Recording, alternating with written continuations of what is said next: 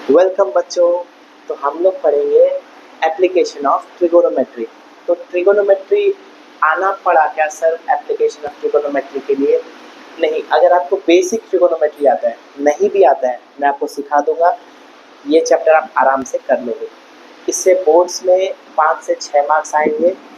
तो वो एकदम इससे बाहर कुछ नहीं आएगा, आज का लेक्चर से बाहर कुछ नहीं आएगा। ये हो गया एग्जाम पॉइंट ऑफ व्यू। अब दूसरा पॉइंट ऑफ व्यू, ट्रिगोनोमेट्री कहाँ काम आता है, इतना हम पढ़े कहाँ काम आया, है ना।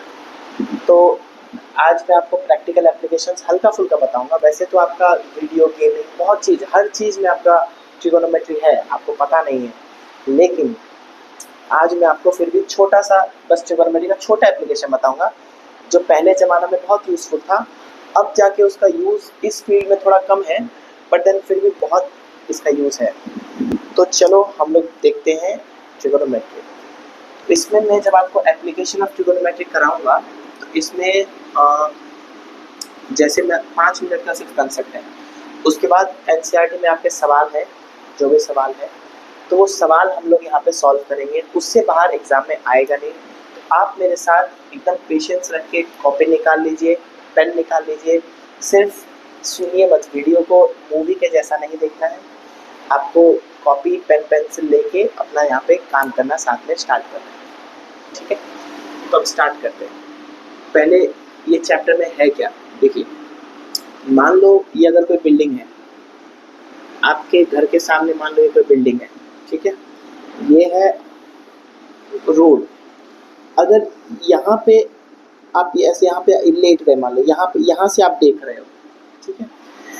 यहाँ से अगर आप यहाँ पे ऐसे करके ऐसे ऐसे ऐसे यहाँ पे लेट गए, यहाँ से आप देख रहे हो। सर यहाँ लेटने को क्यों बोल दिए, तो मैं आपको सिखाऊँ समझाऊंगा।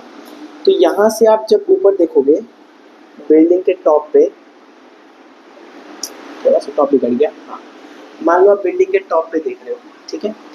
इसको हम लोग बोलते हैं line of site. Line of site, line of site एक तरीके से क्या हो गया, आप यहाँ से यहाँ देख रहे हो तो ये आपका लाइन ऑफ साइट हो गया, ठीक है।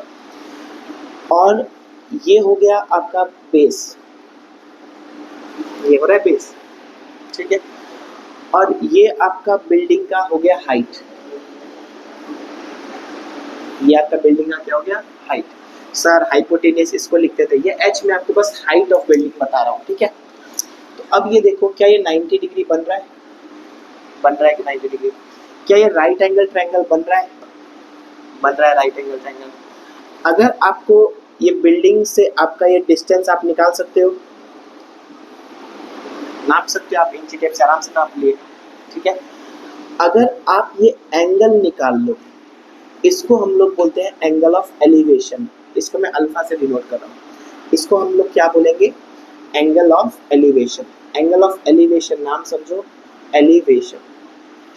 ये लाइन ऑफ साइट आपका बेस से कितना एलिवेट हो रहा है, आप यहाँ जो लेटे हुए थे आपको मुंह कितना ऊपर करना पड़ रहा है, एंगल ऑफ एलिवेशन, कितना एलिवेट हो रहा है आपका गर्दन, उसको हम लोग बोलेंगे एंगल ऑफ एलिवेशन, ठीक है।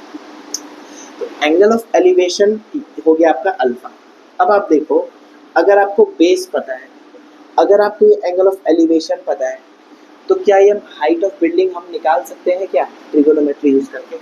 तो मैं आपको बोला था कि ट्रिगोनोमेट्री अगर आपको नहीं भी आता है तो आपको कोई भी टेंशन लेने का जरूरत नहीं है। बस आपको ये पढ़ना है कि साइन थीटा होता है p by H, some people have.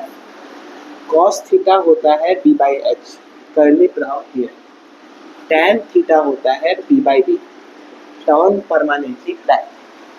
Sir P H P क्या होता है, अगर आपको ये भी नहीं पता तो पी मतलब होता है जो भी ये एंगल है, एंगल ऑफ एलिवेशन, उसके अपोजिट जो होता है उसको हम लोग बोलते हैं पी। इसको हम लोग बोलते हैं पी, परपेंडिकुलर। और रेफरेंस एंगल के साथ में जो है उसको हम लोग बोलते हैं बेस, ठीक है। 90 डिग्री के अपोजिट जो है उसको हम लोग बोल देते हैं एच, हाइपोटेनियस। अब आपको क्लियर है? अब देखो, अगर आपको अल्फा दिया हुआ है, ठीक है, आपको बेस पता है, अगर आपको ट्रायंगल में कोई भी दो चीज पता है तो तीसरा चीज आप आराम से ये यूज करके निकाल सकते हो। एक चीज पता है, दूसरा चीज पता है, तीसरा चीज हम लोग आराम से निकाल सकते हैं। तो अब इस क्वेश्चन में आपको बेस पता है, ठीक है, आपको परपेंडिकुलर निकालना है। तो कौन से फॉर्मूला में परपेंडिकुलर और बेस आ रहा है? tan थीटा में। तो अगर मैं इसमें लगा लूँ tan alpha is equals to P by B, और अल्फा का वैल्यू दिया है, मतलब tan अल्फा का वैल्यू दिया है, ठीक है, बेस आपने कैलकुलेट कर लिया, तो क्या आप परपेंडिकुलर नहीं निकाल सकते? इसको मल्टीप्लाई कर देंगे तो क्या निकल जाएगा आपका? बिल्डिंग का हाइट। तो इसमें बिल्डिंग का कितना भी ऊंचा हाइट हो, उसको वहां से वहां नापने का जरूरत नहीं है। आप यहाँ से बस देख लो कि वो एंगल ऑफ एलिवेशन उसका कितना है, वो कितना ऊंचा है वो बिल्डिंग, और पर बेस आप अपना देख लोगे कि डिस्टेंस कितना है यहाँ से बिल्डिंग का। तो ट्रिगोनोमेट्री लगा के हम लोग आराम से perpendicular distance which is height निकाल सकते हैं। इसको हम लोग बोलेंगे एंगल ऑफ एलिवेशन। ये आपको क्लियर होगा, ठीक है। दूसरा एक चीज है, इसी को अगर मैं ऊपर से देखूं, ठीक है, साथ में क्वेश्चन करेंगे तो ट्रिगोनोमेट्री और आपको समझाऊंगा। मान लो इसी को मैं अगर ऊपर से देखूं कि कोई अगर बिल्डिंग में ऊपर, सर मैं बिल्डिंग में खड़ा हूँ, सर मेरा घर तो यहाँ है, अब मैं ऊपर से भी नाप सकता हूँ क्या बिल्डिंग को? तो जरूर नाप सकते हो। आप यहाँ से कोई पॉइंट पे देखो नीचे, ठीक है, यहाँ से आप कोई पॉइंट पे नीचे देखें, यहाँ लेट गए इस बार, ठीक है, इस बार आपका लाइन ऑफ साइट ये हुआ, ये लाइन ऑफ साइट हुआ, यहाँ से आप यहाँ देख रहे हो, ये लाइन ऑफ साइट हुआ, ठीक है। अब इसमें एंगल ऑफ एलिवेशन नहीं होता, इसमें होता है एंगल ऑफ डिप्रेशन। सीधा देखते तो ऐसे देखते, आपको कितना गर्दन को झुकाना पड़ा, कितना आप डिप्रेस किए, उसको हम लोग बोलते हैं एंगल ऑफ डिप्रेशन। इसको हम लोग बोलते हैं एंगल ऑफ डिप्रेशन, इसको हम लोग बोलते हैं एंगल ऑफ डिप्रेशन। हाँ सर, वही वाला डिप्रेशन, आजकल बहुत चला है डिप्रेशन, ठीक है। आपको नहीं जाना है डिप्रेशन में, आप यहाँ मेरे साथ पढ़ो, आराम से चिल रहो। अब एक चीज़ देखो कि ये डिप्रेशन बोले चाहे जो बोले, ये पैरेलल है, ये अल्टरनेट एंगल हो गया, तो ये भी वापस से क्या हो गया, फिर से अल्फा। तो देखो एक ट्रिक बताता हूँ, एंगल ऑफ एलिवेशन हो या डिप्रेशन हो, सब चीज़ एक ही बात है। देखो नीचे वाला ही एंगल को हम लोग को हमेशा लेना है अल्फा, चाहे ऊपर देख रहे हैं तो उसको एंगल ऑफ एलिवेशन बोल दिया, नीचे देख रहे हैं तो उसको एंगल ऑफ डिप्रेशन बोल दिया। बस ये आपको ये दिखाना है, लेकिन अल्टरनेट एंगल बना के वापस से यहीं पे आना है। कभी भी गलती से ये एंगल मत ले लेना, बच्चे गलती करते ये एंगल ले लेते, ठीक है। तो वापस से ये सेम क्वेश्चन बन गया। अब आप यहाँ से, आपको बिल्डिंग का हाइट चाहिए, आपको पी चाहिए, ठीक है, अल्फा आपको पता है।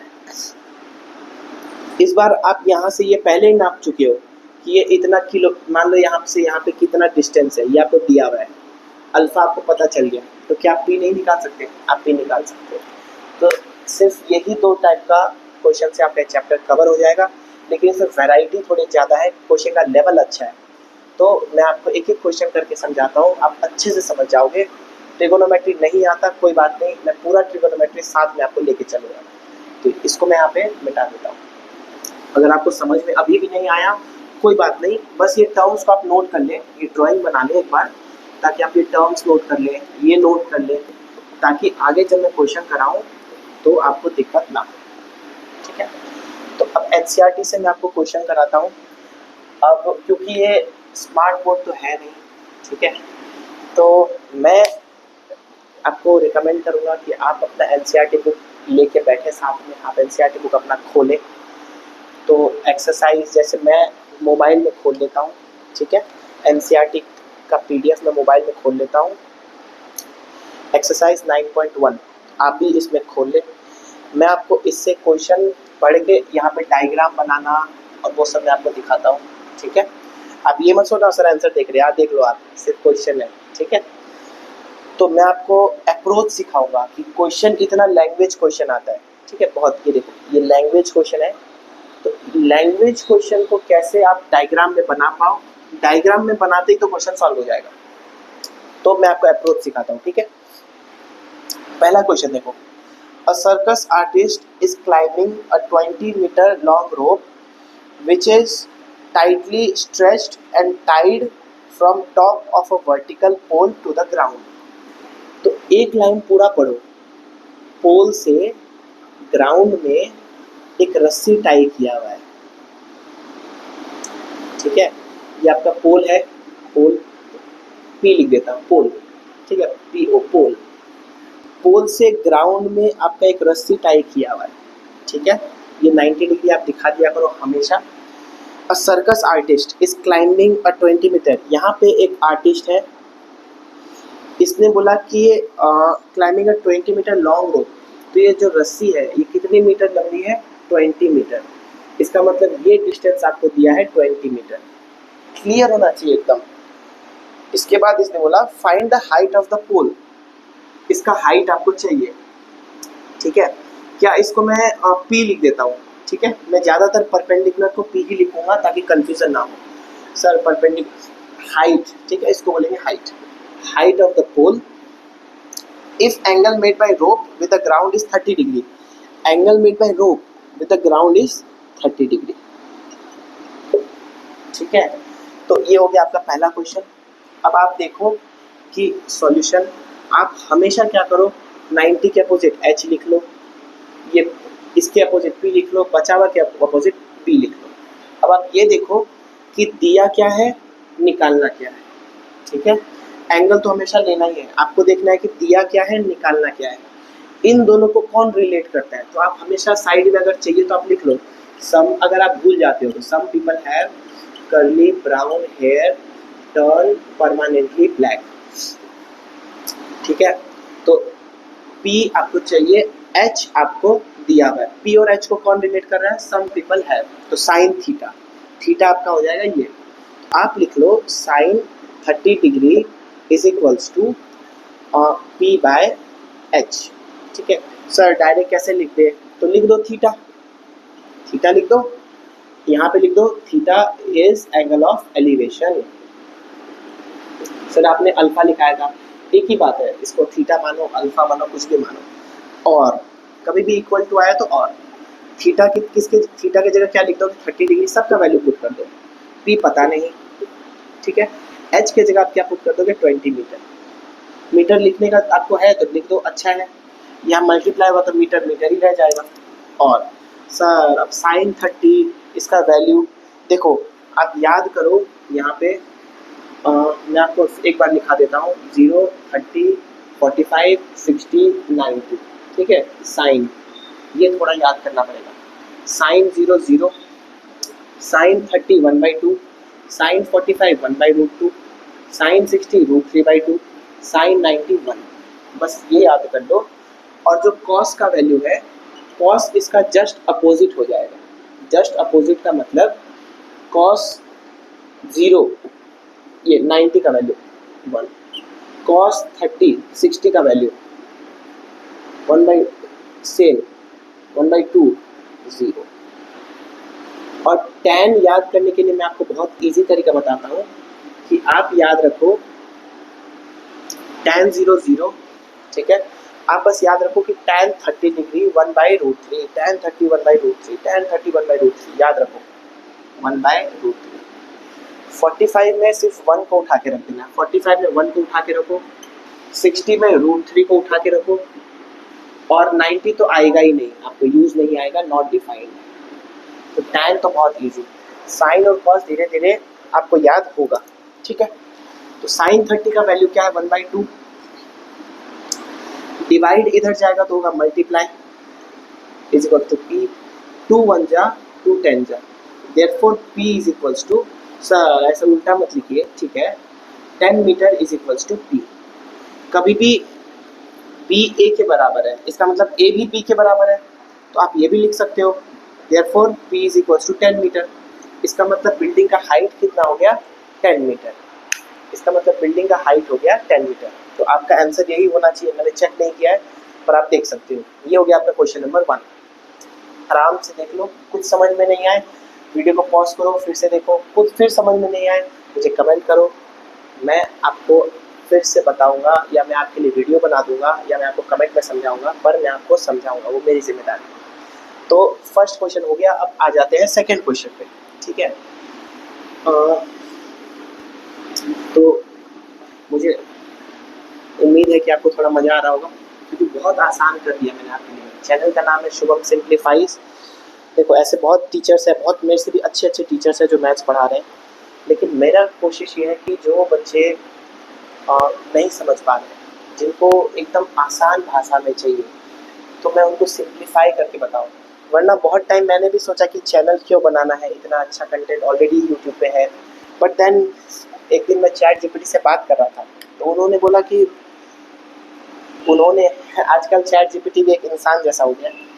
उसने बोला कि तुम्हारा तरीका हो सकता है किसी और से अलग हो, तुम हो सकता है और सिंपल तरीके से समझा सकते हो, तो इसीलिए मैंने अब स्टार्ट किया है, और ये जर्नी आपके साथ जारी रहेगी आगे तक। भले ही 1 साल लगे आपसे जुड़ने में, 2 साल लगे, लेकिन मैं आगे बढ़ता रहूँगा, ठीक है। अब आ जाते हैं क्वेश्चन नंबर 2 पे। मैं भी पहली बार ऐसे अप्रोच कर रहा हूँ, ठीक है। A tree breaks due to storm and the broken part bends so that top of the tree touches the ground making an angle 30 degree with it. एक बड़ा सा गाछ था, डबल कर दूं क्या? नहीं छोड़ो, सिंगल कर देता हूँ, वरना मैं तो आराम से गाछ बनाता, ठीक है। मान लो बताता हूँ, मिटा दूंगा। ये गाछ था सर, आपका डायग्राम, ठीक है। ये गाछ क्या हुआ कि जैसे तूफान आया तो ये गाछ टूट गया। तो ये गाछ टूटेगा तो कहीं से टूटेगा, मान लो ये रोड में था, ये कहीं से टूटेगा तो ये ऐसे गिरेगा, ये ऐसे गिरेगा, ऐसे गिरेगा, इसकी झाड़ियाँ ऐसे ऐसे ऐसे गिरेगी। ये गाछ यहाँ से टूट के ऐसे गिरेगा, ऐसे ध्यान से, क्लियर है। A tree breaks due to storm, बहुत तूफान चल रहा था, due to storm and broken part bend so that top of the tree touches the ground making an angle 30 degree with it. ये कितना डिग्री बना रहा है? 30 degree. The distance between the foot of the tree to the point where the top touches the ground is 8 metre. यहाँ से लेके यहाँ तक का डिस्टेंस दिया हुआ है 8 मीटर। मैंने बोला कि आप 90 डिग्री बना लो, बोला है ना मैंने आपको। Find the height of the tree. अब इसमें बच्चे गलती करेंगे। Find the height of tree का मतलब क्या हुआ? Height of tree. क्या हाइट ऑफ ट्री का मतलब ये है? सर अभी तो हाइट ऑफ ट्री यही है। नहीं, क्वेश्चन में पूछा हाइट ऑफ ट्री, तूफान आने से पहले इस ट्री का हाइट कितना था, तो इसका मतलब ये प्लस ये। समझ में आया?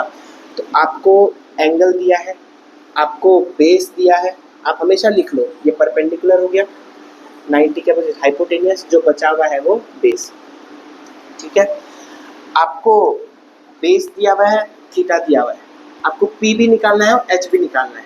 तो आप देखो, अगर आपको पी निकालना है, ये मेरा चालू है, हाँ, अगर आपको पी निकालना है बी से, क्या यूज़ करेंगे?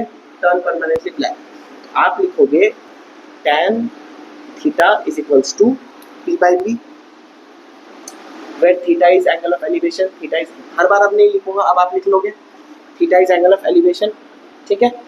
और कितना है थीटा आपका? 30 डिग्री।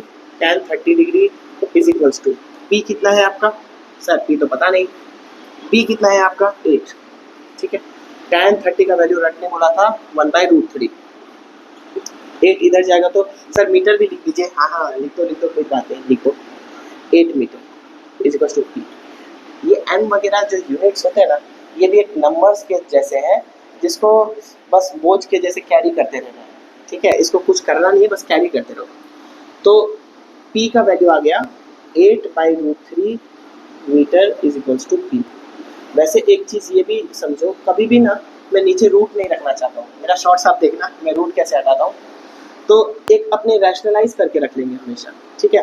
तो इसको रैशनलाइज कैसे करेंगे? ऊपर नीचे √3 से मल्टीप्लाई कर लेंगे, तो ये हो जाएगा 8√3/3 मीटर। ये मेरा आया परपेंडिकुलर। अब आपको निकालना है हाइपोटेनियस, तो यहाँ पे मैं आपको हाइपोटेनियस निकाल के दिखाऊँ, ठीक है। तो हाइपोटेनियस के लिए आपके पास P और H, P आ गया, H यूज़ कर सकते हो, या फिर मैं क्या बोलता हूँ कि P आपके पास है तो B है, H चाहिए तो आप cos यूज़ कर लो, है ना। तो आप करोगे cos theta is equals to P/H, फिर आप लगाओगे cos 30 degree is equals to B क्या है आपका? B 8 है। H क्या है आपका? H निकालना है, और ठीक है, और यहाँ पे भी होना था। cos 30 का वैल्यू क्या है देख लो यहाँ से, √3/2। धीरे धीरे आपको याद करना जरूरी है, ठीक है, 8/h। एक चीज समझो कि कभी भी अगर ऐसे चार टर्म हो जाए, a/b=c/d, डिवाइड इधर जाएगा मल्टीप्लाई, डिवाइड उधर जाएगा मल्टीप्लाई, तो h√3=8 देयरफॉर h कितना आ गया 16/√3 मीटर। आप बाद में लगा दोगे तो भी चलेगा। तो ये आपका कितना आ गया 16/√3 मीटर। इसको भी अगर आपको कन्वर्ट करना है रैशनलाइज कर लो आराम से, इंटू √3/√3, तो ये हो जाएगा 16√3/3 मीटर। दिख रहा है? ठीक है, कोई बात नहीं, अब आप सुन तो रहे हो, समझ जाओगे। 16√3/3 मीटर। अब ये समझो कि टोटल हाइट चाहिए था आपको, ठीक है, therefore total height is equals to p plus h is equals to 8√3/3 plus 16√3/3 metre is equals to 16 apple plus 8 apple. कभी भी लाइव टर्म्स है, ठीक है, पहले तो डिनोमिनेटर सेम है, कभी भी डिनोमिनेटर सेम है, ठीक है। ये ट्री थोड़ा बड़ा हो गया, इसको मैं थोड़ा सा मिटा देता हूँ थोड़ा ज़्यादा हो गया, इसको मैं यहाँ लिख देता हूँ 8√3/3 प्लस 16√3/3। देखो पहली बात, अगर डिनोमिनेटर सेम है तो ही हम लोग ऐड कर सकते हैं 8√3 प्लस 16√3। ये मिटाता जाऊँगा, आप कर चुके हो ये, ठीक है। √3 और √3 सेम है ना, तो अब आप कर सकते हो 8 एप्पल प्लस 16 एप्पल। तो एप्पल को आप वैसे ही छोड़ दो, 8 प्लस 16 कितना हुआ 24 डिवाइडेड बाई 3, ठीक है। तो कटेगा 3 1 जा 3 8 जा, तो ये आंसर आ गया हम लोग का 8√3 मीटर, 8√3 मीटर। अगर इसने बोला है कि यूज √3 एज 1.732, आप यूज कर लो 8 इंटू 1.732 मीटर, इसको आप कैलकुलेट कर लो, ठीक है। नहीं तो इतना में भी आप आंसर एग्जाम में छोड़ सकते हो, लेकिन अगर लिखा है कि यूज √3=22/7 या फिर 3.14, तो आपको पुट करना है, इतना में भी आपको मिल जाएगा मार्क्स। तो ये हो गया टोटल हाइट, क्लियर है। तो ये हो गया आपका क्वेश्चन नंबर 2। मैं धीरे धीरे जा रहा हूँ, लेकिन देखते हैं आज कितना जा पाएंगे, अगर हुआ तो वो कर लेंगे हम लोग। तो अब आ जाते हैं हम लोग क्वेश्चन नंबर 3 पे। इसको मिटा दो, ठीक है। अगर आपको कोई भी डाउट हो वीडियो को पॉज करो, एनसीईआरटी बुक तो साइड में खोल के ही रखो, ताकि जब मैं क्वेश्चन पढ़ रहा हूँ तो आप भी क्वेश्चन पढ़ो, ठीक है, आप भी क्वेश्चन पढ़ो, तब आपको अप्रोच सीखेगा कि सर कैसे पढ़ते हैं और डायग्राम बनाते हैं। तो चलो इसको मैं अब क्या करता हूँ, इसको मैं मिटा देता हूँ यहाँ तक, अगली बार मैं इतना नीचे आऊँगा नहीं। इसको थोड़ा सा साइड कर देते हैं, तो इसको हम, ठीक है, ठीक है। आप एनसीईआरटी बुक देखो, तब तक मैं थोड़ा सा पानी पी लेता हूँ बस।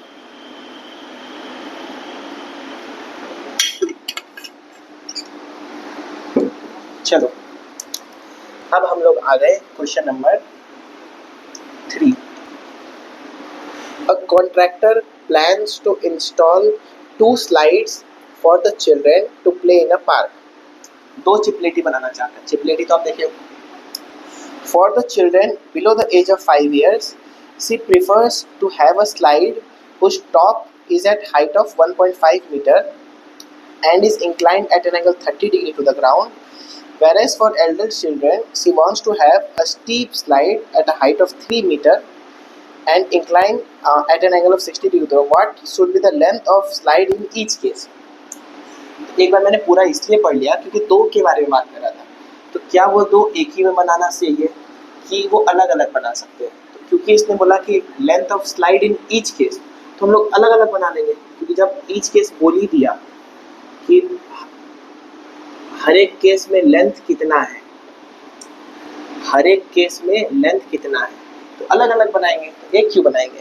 तो अब पढ़ो, फिर से एक बार पढ़ो। Contractor plans to install 2 slides for the children below the age of 5 years. He prefers to have a slide below 5 years. Below का स्पेलिंग इंग्लिश मैथ्स टीचर का इंग्लिश, बिलो 5 years, ठीक है।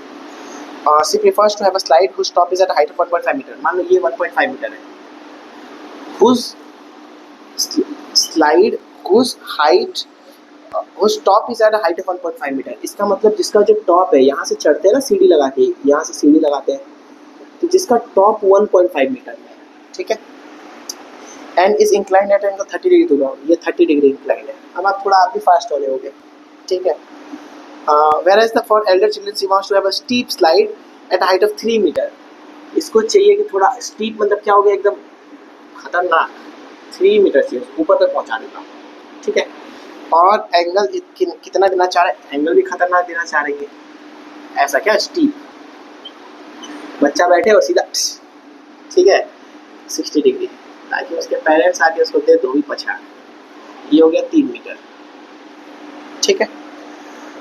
एंगल कितना 60 degree. What should be the length of slide in each case.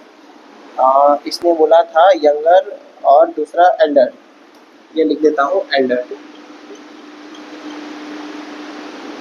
Chill drain, English भी धीरे धीरे सिखा दूंगा, चिल करो, ठीक है, ड्रेन लगा दो, स्पेलिंग सही है ना देख लेता हूँ, हाँ ठीक है ठीक है। अब देखो लेंथ ऑफ स्लाइड का मतलब समझो, क्या लेंथ ऑफ स्लाइड ये है क्या, जब चिपलेटी बच्चा इसमें खेलेगा तो लेंथ ऑफ स्लाइड तो यही होगा, इसमें भी लेंथ ऑफ स्लाइड यही होगा। सर नाम देना जरूरी है क्या, ABC दे दो, कोई ज़रूरी वैसा होता है, तुमको लिखने में क्या जा रहा है, PQ आप लिखो, ठीक, ईजी। अब ये क्वेश्चन आप कर सकते हो। फिर भी मैं आपको बता देता हूँ इसको, फिर भी मैं आपको बता देता हूँ, आपको क्या दिया हुआ है, H लिख लो, P लिख लो, B लिख लो। आपको क्या दिया हुआ है, P दिया हुआ है, H निकालना है, P और H साइन सम पीपल है। अब फास्ट हो जाएगा धीरे धीरे, अब फास्ट करेंगे, ठीक है। Sine 30 is equals to P क्या है 1.5, H क्या है पता नहीं, अब फास्ट हो जाएंगे। साइन 30 क्या है, सम 31/2 है, 1.5 मीटर बाय H, ठीक है। और H ये इधर मल्टीप्लाई में आएगा, 1 into H is equals to 1.5 into 2 metre. Therefore height, H height मत बोल देना सर, आप भी तो बोले, अरे मतलब मैं बोलना चाह रहा था लेंथ ऑफ स्लाइड, ठीक है, हाइपोटेनियस। तो ये लेंथ ऑफ स्लाइड यहाँ पे कितना आ गया 3 मीटर, लैंग्वेज आप लिख लेना।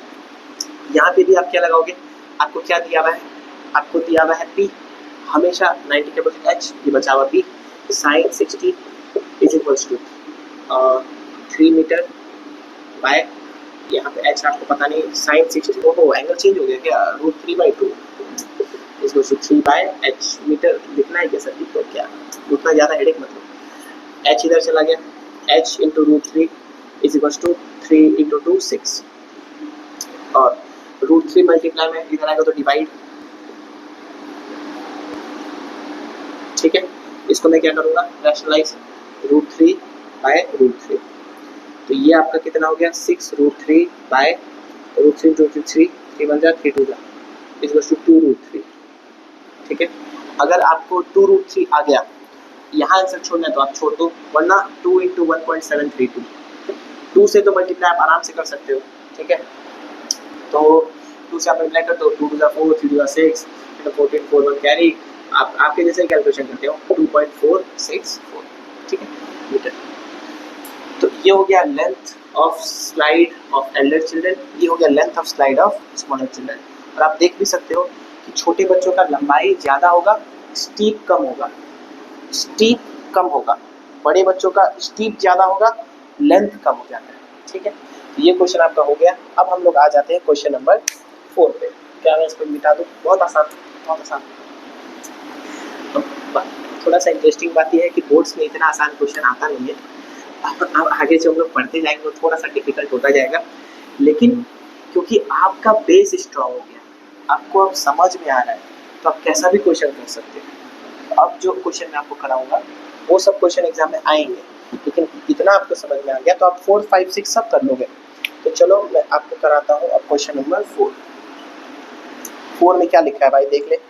The angle of elevation of top of a tower from a point on the ground which is 30 meter away from the foot of the tower is 30 degree, find the height of the tower। ये तो कुछ भी नहीं है, ये तो same question है। Angle of elevation of the top of a tower from a point on a ground, tower ground, इसने बोला angle of elevation top of tower, angle of elevation top of a tower point on a ground, ठीक है, top of a tower point on a ground, ground लिख दो, tower लिख दो, ओ लिख दो, 90 डिग्री बना दो, ये एंगल ऑफ एलिवेशन हो गया, from point which is 30 meter away from the foot of the tower, ठीक है, the point is 30 meter away from the foot of the tower, तो ये दिया हुआ है 30 मीटर। उसके बाद इसने बोला है इस 30 degree, find height of the tower. अब ये चीज़ समझो कि कैसे पता चलेगा कि ये लेना है ये if height of the tower is this much, मतलब ये if a point is this much away from foot of the tower, मतलब कौन अवे, ये पॉइंट अवे, तो बेस दिया है। अगर बोला length of line of sight, length of slide, length of row, तो ये समझ में आया। तो ये तो इजी क्वेश्चन है, क्या मुझे करने का जरूरत है। Angle of find the height of the tower, ये आपको h दिया है, मतलब h ये हो गया, ये p हो गया, ये b हो गया b। बताओ p निकालना है, क्या हाइट निकालना है ना, find the height of the tower, p निकालना है, p दिया हुआ है 30, कौन सा फॉर्मूला यूज करेंगे, tan कर देता हूँ, 30 मीटर tan 31/√3, ये डिवाइड इधर जाएगा तो मल्टीप्लाई, आराम से आप करके देखना, 30/√3 ऊपर नीचे √3 और 30√3/3, 30√3/3, 3 10 जा 10√3, 10 इंटू 1.732, 10 इंटू 1.73, बस एक पॉइंट खसक जाएगा, 17.32 मीटर, आसान से। तो ये बहुत ईजी सा क्वेश्चन था, इसलिए उड़ा दिया, तो ये क्वेश्चन कभी नोटिस भी नहीं किया। चलो क्वेश्चन नंबर 5, ठीक है, बहुत आसान क्वेश्चन, इसको मिटा देता। अगर आपको कोई डाउट होगा तो आप इसको चेक कर लेना, ठीक है, वापस से देख लेना, लेकिन बहुत आसान क्वेश्चन, ये तो 1 2 3 वैसा क्वेश्चन हो गया। मैं सोच रहा था थोड़ा अच्छा क्वेश्चन आया। चलो आ गए हम लोग क्वेश्चन नंबर 5 पे, आ गए ना 5 पे, धीरे धीरे स्पीड बढ़ रहा है, तुम्हारा भी बढ़ रहा है, बढ़िया। A kite is flying at a height of 60 meter above the ground. Height बोला कभी भी ना, तो हाइट ग्राउंड से कितना ऊंचाई है, हाइट वो होता है, हाइट ये मत मान लेना, हाइट हमेशा परपेंडिकुलर, कितना ऊपर। तो इसने बोला a kite is flying at a height of 60 metre above the ground, ठीक है। यहाँ पे मेरा काइट भी बना लो, ये मेरा काइट यहाँ हो रहा है, ठीक है। The string attached to the kite is temporarily tied to a point on the ground. ये मान लो यहाँ पे, मान लो अब तुम चल दिए कहीं, यहाँ पे आराम से कहीं पे बांध दिए अपने काइट को, ठीक है। इसके बाद इसने बोला the inclination of the string with the ground is 60 degree, लो ये 60 degree. Find length of the string assuming there is no slack in the string, ठीक है। लेंथ बोला था, तो लेंथ ऑफ द स्ट्रिंग ये निकालना है, क्वेश्चन मार्क लगा दो। नो स्लैक, स्लैक समझो, अगर कोई रस्सी है, अगर स्लैक मतलब क्या कि वो रस्सी ऐसे टेढ़ी मेढ़ी है, उसमें स्लैक हुआ। अगर एकदम टाइट है तो उसको हम लोग बोलते हैं नो स्लैक। अगर ये स्लैक होती तो क्या हम लोग निकाल लेते, क्या लेंथ नहीं निकाल पाते, तो इसीलिए बोला नो स्लैक, सीधा एकदम टाइट, ठीक है। इसको मैं मिटा देता हूँ। अब बोलो ये क्वेश्चन में कुछ है क्या, हलवा क्वेश्चन एकदम है हलवा। आपको क्या दिया हुआ है, एच, इसके अपोजिट एच लिख लो, इसके अपोजिट पी लिख लो, इसको बी लिख लो, फिर पी दिया हुआ है, एच निकालना है। सम पीपल है साइन 60 एकदम धड़ाक से लिखो, अब आप एकदम टॉपर बन जाओगे। सम पीपल है, ठीक है, साइन 60 का वैल्यू डालो, √3/2 इज इक्वल टू वैल्यू रख लो और हीरो बन जाओ। एच किधर आएगा, H √3 is equal to 60 × 2 metre, तो एच हो गया 120/√3 मीटर, √3 को कन्वर्ट करो इंटू √3/√3, ये हो गया 120√3/√3 to 3, 3 बन जाती है 4 जा 12, ये हो गया 40√3 metre. Therefore length of the string is 40√3 metre.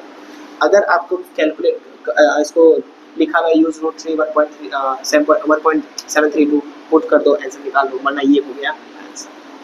Question number 5 भी एकदम हलवा इजी, पूरा एक्सरसाइज हलवा में निकल जाएगा, आपको आइडिया भी नहीं लगेगा। ठीक है, ऐसा नहीं कि एग्जाम में मार्क्स नहीं आएगा, आएगा। मेरे साथ आप पढ़ रहे हो, इससे बाहर कोई क्वेश्चन नहीं आएगा, तो मैं आपको इसको मिटा देता हूँ। अब हम लोग करेंगे क्वेश्चन नंबर 6। देखो, हमेशा अपना आंसर को पीछे से मैच किया करो ताकि खुद पे कॉन्फिडेंस आए, है ना, ताकि मेरे पे कॉन्फिडेंस आए। मैंने भी वैसे अभी देखा नहीं है, तो आप भी अपना कॉन्फिडेंस चेक करना, है ना। सर बीच बीच में आप माइक क्यों देखते हो, देखना पड़ेगा ना कि चल रहा है कि नहीं चल रहा है। चलो अब क्वेश्चन नंबर आ गया 6 में। देखो ऐसे करते करते तो 1 घंटा में हम एक्सरसाइज खत्म कर जाएंगे पूरा, और आपका पूरा एक चैप्टर ही खत्म हो गया। 6 मार्क्स आ गया बोर्ड में, और क्या चाहिए। ठीक है, जब 6 नहीं आएगा 5 आ जाएगा, कम है क्या। 5 निकाल लो, कितने परसेंट हो गए 5 80 में, परसेंटेज का भी डालूंगा किसी दिन। अब मैं आ गया 6 नंबर पे। देखो, अ 1.5 मीटर टॉल बॉय, ये बॉय, ठीक है, खड़ा है ये, इसका हाइट है 1.5 मीटर। ठीक है, is standing at some distance from a 30 metre tall building, थोड़ा दूर पे खड़ा है 30 मीटर टॉल बिल्डिंग के, ये दूर में खड़ा है, ये कोई डिस्टेंस है, पता नहीं क्या है ना। The angle of elevation from his eyes, देखो उस वक्त मैंने क्यों सुला दिया था तुमको, ताकि यहाँ से एंगल बने।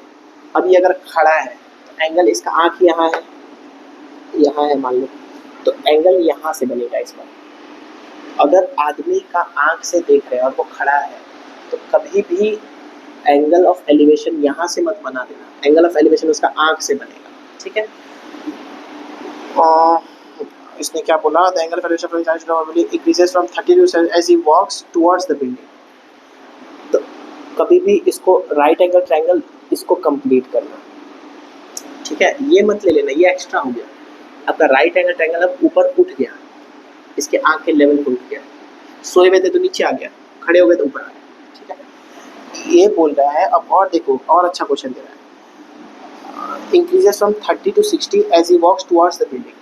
अब ये आदमी खड़ा भी नहीं है, ये चल रहा है, तो ये यहाँ से यहाँ आ गया मान लो, हमें टेंशन देने के लिए।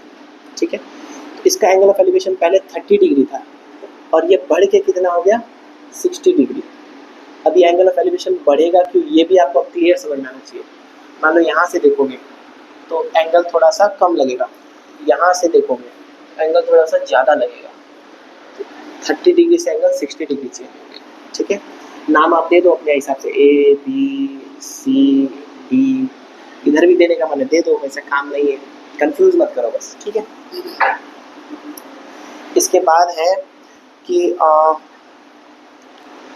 Find the distance he walked towards the building. ओहो, ये डिस्टेंस निकालना है बिल्डिंग की तरफ, भाई साहब कितना चले हमको ये निकालना। ठीक है, कभी भी 2 ट्रायंगल बने कंफ्यूज नहीं होना, कभी भी 2 ट्रायंगल बने कंफ्यूज नहीं होना, बस देखना कि 2 राइट एंगल ट्रायंगल कौन से हैं। ठीक है, 2 राइट ट्रायंगल कौन से हैं। एक ट्रायंगल है आपका ABC, क्या कोई डाउट है इसमें, ABC। एक राइट एंगल ट्रायंगल है आपका, क्या ACD है क्या, नहीं, ABD, ये ठीक है, A B और D, कोलावेरी D, यहाँ है D। ठीक है भैया, ये 1.5 मीटर क्यों दिया है, बेवकूफ़ बनाने के लिए। हाँ, बेवकूफ़ बनाने के लिए। ये 30 मीटर किसका हाइट है, इस पूरे बिल्डिंग का हाइट है। ठीक है, आप ट्रायंगल कौन सा कंसिडर कर रहे हो, ये। उस वक्त आपको जो परपेंडिकुलर लोगे, इसके अपोजिट परपेंडिकुलर का हाइट कितना होना चाहिए, इतना। तो इतना हाइट कितना हो जाएगा, 30 मीटर माइनस 1.5 मीटर। ये इसको कंसिडर करने का जरूरत नहीं है। 30 माइनस 1.5 करेंगे तो ए बी आपका आ जाएगा 30 माइनस 1.5 विच इज 28.5। तो ये आपका हाइट हो गया 28.5 मीटर। देखो ऐसा कैलकुलेशन से डरने का नहीं, अगर आपका अप्रोच सही है, आंसर इधर उधर है तो उतना मार्क्स नहीं कटेगा। ठीक है, अब आराम से निकाल लो, ये डिस्टेंस निकाल लो, ये ट्रायंगल लगा के, बड़ा ट्रायंगल लगा के ये डिस्टेंस लगा निकाल लो। जब बड़ा से छोटा माइनस करेंगे, जब ये बड़ा से छोटा माइनस करेंगे तो निकल जाएगा ये कितना दूर चला। ठीक है, अब चलो इन ट्रायंगल को पहले हमेशा ना मैथ्स में एक सीन बनाओ कि मैं ऐसे करूँगा, ऐसे करूँगा, ऐसे करूँगा, ऐसे करूँगा, फिर आपको लग गया कि हाँ, फिर चलो आगे। ठीक है, in triangle A B D, क्योंकि दो ट्रायंगल इसलिए मैं लिख दिया, तुमको भी ईजी हो, सबको ईजी, एग्जाम में चेक करने वाले को भी ईजी, चेक कर लो ए बी डी। ठीक है, हम लिखेंगे ये हो गया मेरा बेस। ठीक है, ये हो गया मेरा बेस। बड़ा ट्रायंगल के लिए बी, कैपिटल बी लिख देता हूँ, बड़ा बेस। छोटा ट्रायंगल के लिए छोटा बेस, परपेंडिकुलर सेम है। ठीक है, बेस निकालना है, पी है tan, तो tan 30 इज इक्वल्स टू, बड़ा ट्रायंगल के लिए 30 इज इक्वल्स टू पी, इस बार पी हमारे पास है, बाय बी। बी कौन सा बी है आपका, कैपिटल बी। ठीक है, tan 30 का वैल्यू क्या है, 1/√3, 28.5 बाई बी। देयरफॉर बी इधर चला गया, 28.5 √3 इधर चला गया। क्या कोई डाउट है, पूरा ये डिस्टेंस आ गया आपका 28.5 √3। इसमें अभी कोई बार बार फ़ोन कर रहा है, मैं अपना डेटा को ऑफ कर देता हूँ। ठीक है, रात को भी चैन नहीं है लोगों को। हाँ, अब इन ट्रायंगल ए बी सी, ठीक है, आपको देखना है ये ट्रायंगल में बी और पी, मतलब tan थीटा। ठीक है, tan 60 डिग्री, ये ट्रायंगल में कितना एंगल है, 60, is equals to P by B, छोटा बी। पी कितना है, 28.5। इस बार मैं थोड़ा सा स्किप कर रहा हूँ, आप समझ लेंगे, क्योंकि मैं 1 2 3 पढ़ा चुकी, 5 पढ़ा चुका, ये तो 6 है, बाय बी, छोटा बी। और tan 60 कितना, √3 बताया था, 1/√3, 1√3 is equals to 28.5 by B. Therefore B इधर आ गया और √3 उधर चला गया, बाय √3। 8 2 10 15, तो इसको हम रैशनलाइज कर सकते हैं, कर लें तो मैं b को लिखूंगा 28.5 बाई √3 इंटू √3 बाई √3, ये हो गया 28.5 √3 बाय 3। पता है क्यों किया रैशनलाइज मैंने, कोई भी नंबर 3 से डिविजिबल है या नहीं कैसे चेक करेंगे, अब तो यूट्यूब का ज़माना है, आपको पता ही होगा। अगर इसका सम 8 + 2 10, 10 + 5 15, क्या 15 3 से डिविजिबल है, अगर इसका सम 3 से डिविजिबल है तो ये नंबर भी 3 से डिविजिबल होगा। जैसे 5 7 2 1, क्या ये 3 से डिविजिबल है या नहीं, चेक करो बच्चों। तो 7 2 9 1 10 5 15, 15 3 से डिविजिबल है, तो ये भी नंबर होगा डिविजिबल। देखो 3 1 जा 3 27, 3 9 जा 27, 3 7 जा 3 0 जा 0, 3 7 जा 21। मतलब कोई भी नंबर का सम अगर 3 से डिविजिबल है तो वो नंबर भी 3 से डिविजिबल होगा, होगा और होगा। ठीक है, ये देखो 3 1 जा 3, 3 8 9 जा 27, 15 पॉइंट आ गया, 3 5 जा 15, तो ये हो गया 9.5 √3। कितना हो गया, 9.5 √3। अब देखो बच्चों, हमको इसने क्या ये पूछा नहीं, क्या ये पूछा नहीं, हमको इसने पूछा ये हो जाएगा आपका, इस पॉइंट को माना है मैंने सी, तो मैं ऊपर लिख दूँ क्या, चलो यहाँ लिख देता हूँ, सी डी हो जाएगा आपका बड़ा बी माइनस छोटा बी, बड़ा भीम माइनस छोटा भीम, सब भीम बोला क्या आपने, हाँ 28.5 √3 माइनस 9.5 √3। ठीक है, √3 एप्पल एप्पल, पहले एप्पल लिख दो, एप्पल सेम रहेगा, कॉमन आ गया एक तरीके से। 28.5 9.5, 5 5 चला गया। ठीक है, 28 में से पहले 10 हटा दो, 18, हटाना था 9, आपने हटा दिया 10, एक वापस जोड़ दो, बन गया 19, तो ये आ गया 19 √3। अगर ये कैलकुलेशंस का भी आपको यूट्यूब में बहुत वीडियो है, लेकिन अगर नहीं है तो भी मैं आपको सिखा दूंगा, है ना। अगर आप मुझे कमेंट करना, धीरे धीरे आप मेरे साथ करोगे तो सीख जाओ। 28.5 9.5 आधा आधा तो चला गया, 28 में से 9, तो 28 में से पहले 10 हटा दो, 18, क्योंकि हटाना था 9, आपने हटा दिया 10, एक वापस ले लो, 19, 19√3 आंसर। ये आपका इतना डिस्टेंस इसने चला। √3 का वैल्यू फिर दिया है तो डालो, नहीं तो कोई बात नहीं, छोड़ दो। तो ये हो गया आपका क्वेश्चन नंबर 6। थोड़ा सा अच्छा क्वेश्चन था ना, अच्छा क्वेश्चन, प्रैक्टिस करना हो जाएगा, ठीक है। मिटा देता हूँ, प्रिंट आउट होगा, आप मुझे बताना, फिर हम लोग देखेंगे। चलो,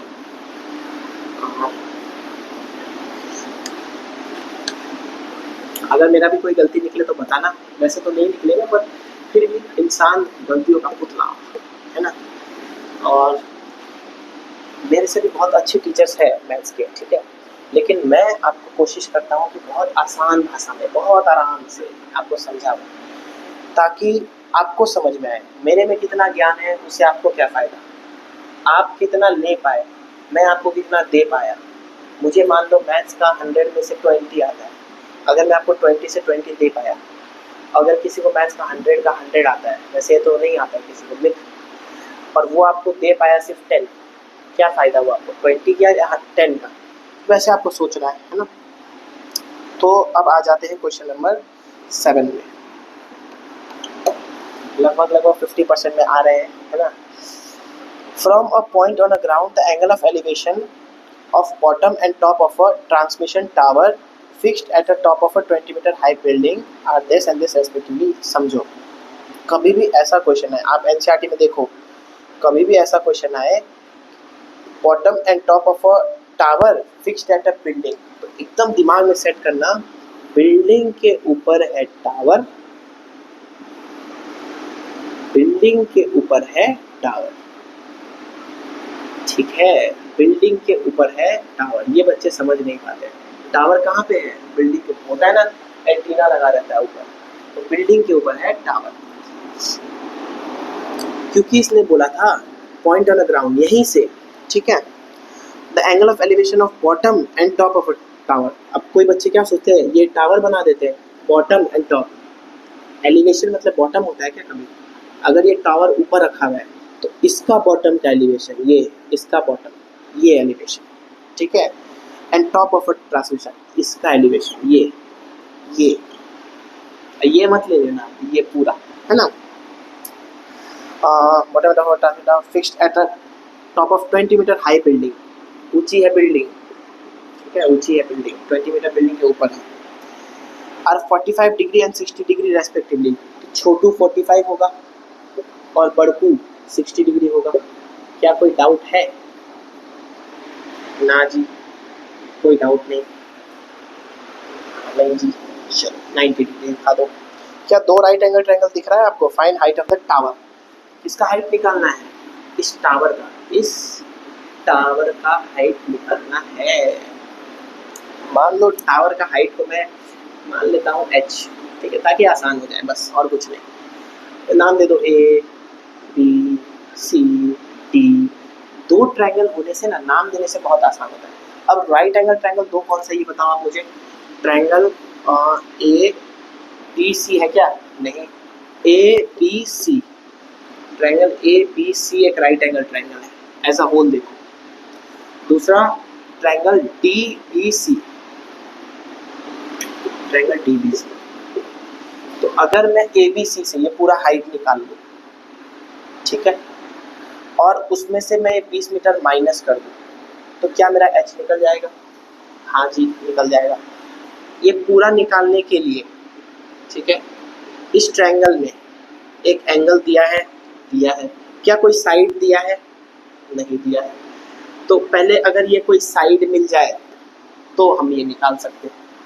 तो ये ट्रायंगल तो शुरू में लेने से कोई फ़ायदा नहीं है। तो अब आ जाते हैं ट्रायंगल DBC में। DBC में ये दिया है, ये हाइट दिया है, क्या एक एंगल दिया है, तो क्या ये और ये यूज़ करके बेस निकाल सकते हैं? तो इसको यूज़ करके बेस निकाल लेंगे, बेस को यूज़ करके ये निकाल लेंगे, आ जाएगा। तो मैं आपको करके दिखा दूँगा फटाफट, ठीक है।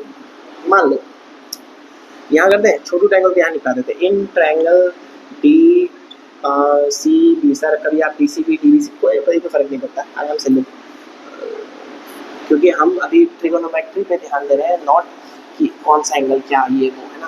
ठीक है, तो इन ट्रायंगल डीसीबी या डीबीसी जो भी हम लिखेंगे, हमारे पास है ये हाइट, इसको हम लिखते हैं h, इसको हम लिखते हैं p और इसको हम लिखते हैं b।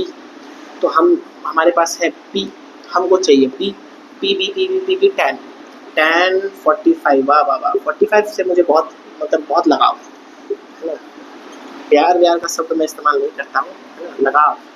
tan 45 होता है 1, परपेंडिकुलर दिया है 20 मीटर, बेस मुझे निकालना है, इधर गया तो बेस कितना आ गया 20। देखा मेरा लगाव क्यों है, 1 आते ही तो बराबर हो जाता है, ये और ये बराबर। वैसे तो मैं डायरेक्ट भी लिख सकता था पर मैं लिखा नहीं क्योंकि मैं आपको सिखाना चाहता हूँ। चलो ये आ गया 20 मीटर। अब हम आ जाते हैं ट्रायंगल ए बी सी में, इसी को मिटा देता हूँ, इन ट्रायंगल ए बी सी। ठीक है, फिर से देखो बी दिया है, पी निकालना है, इस बार ये पूरे को कैपिटल पी मान लो। सर कुछ भी मान ले क्या ऐसे? हाँ मानो मानो, उसमें तो कोई फर्क नहीं पड़ता। अगर डायग्राम क्लियर है, ये क्लियर है, मार्क्स मिलेगा। ठीक है, बी में ये पूरा उतना सजाने से अच्छा पहले अपना टाइम को यूटिलाइज करना सीखो। ठीक है, वो सजाएंगे बाद में, जब आप 90 लाने लग जाओगे, 95 लाने लग जाओगे, तब हम सजा के 100 ले आएंगे, पहले 90 पर पहुंचेंगे। तो इसमें हम फिर पी चाहिए, पी है पी भी tan, लेकिन इस बार 60 degree, tan 60 degree is equals to B कितना निकाला 20, tan 60 कितना 1/√3 1√3 ये 20 इधर चला गया 20, therefore p is equals to 20 into √3 20√3। अब हमको इसने पूछा height of tower is equals to 20√3 minus 20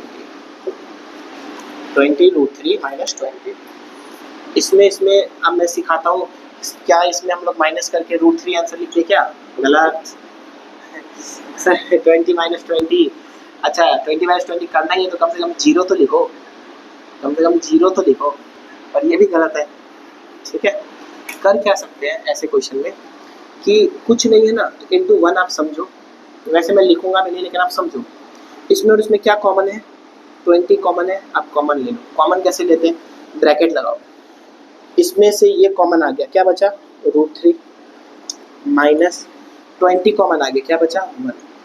काफ़ी बच्चे गलती क्या करते हैं, यहाँ 1 नहीं है तो वो 20 कॉमन लिए, √3 कॉमन लिए और इसको भूल जाते हैं, सोचते हैं कि 0 हो गया। 0 नहीं हुआ, तुम 0 हो जाओगे, माइनस और यहाँ 1। ठीक है, ऐसा क्यों? ऐसा इसलिए कि या तो इसमें आप आंसर छोड़ दो, या इसने बोला कि √3 का वैल्यू डालो तो √3 का वैल्यू डाल दो। √3 कितना होता है 1.732 माइनस 1।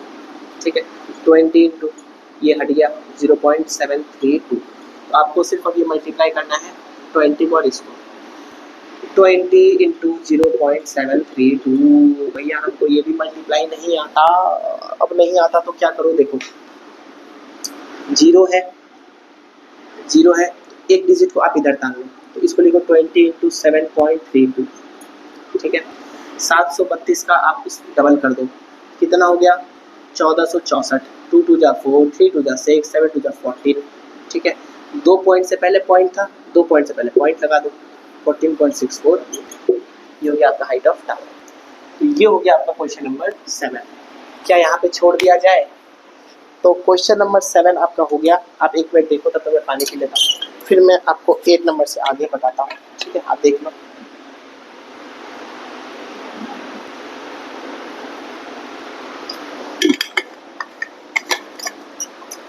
आपको लग रहा होगा सर इतना जल्दी थक जाते हैं, ये सुबह से मेरा अभी 8वां या 9वां क्लास है ना, सुबह से मेरा क्लास रहता है, तो इसलिए गला टीचर्स को थोड़ा सा है हेक्टिक है, लेकिन हाँ मज़ा अगर आता है ना तो पता नहीं चलता है, लेकिन गला को बस पानी देते रहो, चलते रहो, पेट्रोल डालो, चलो।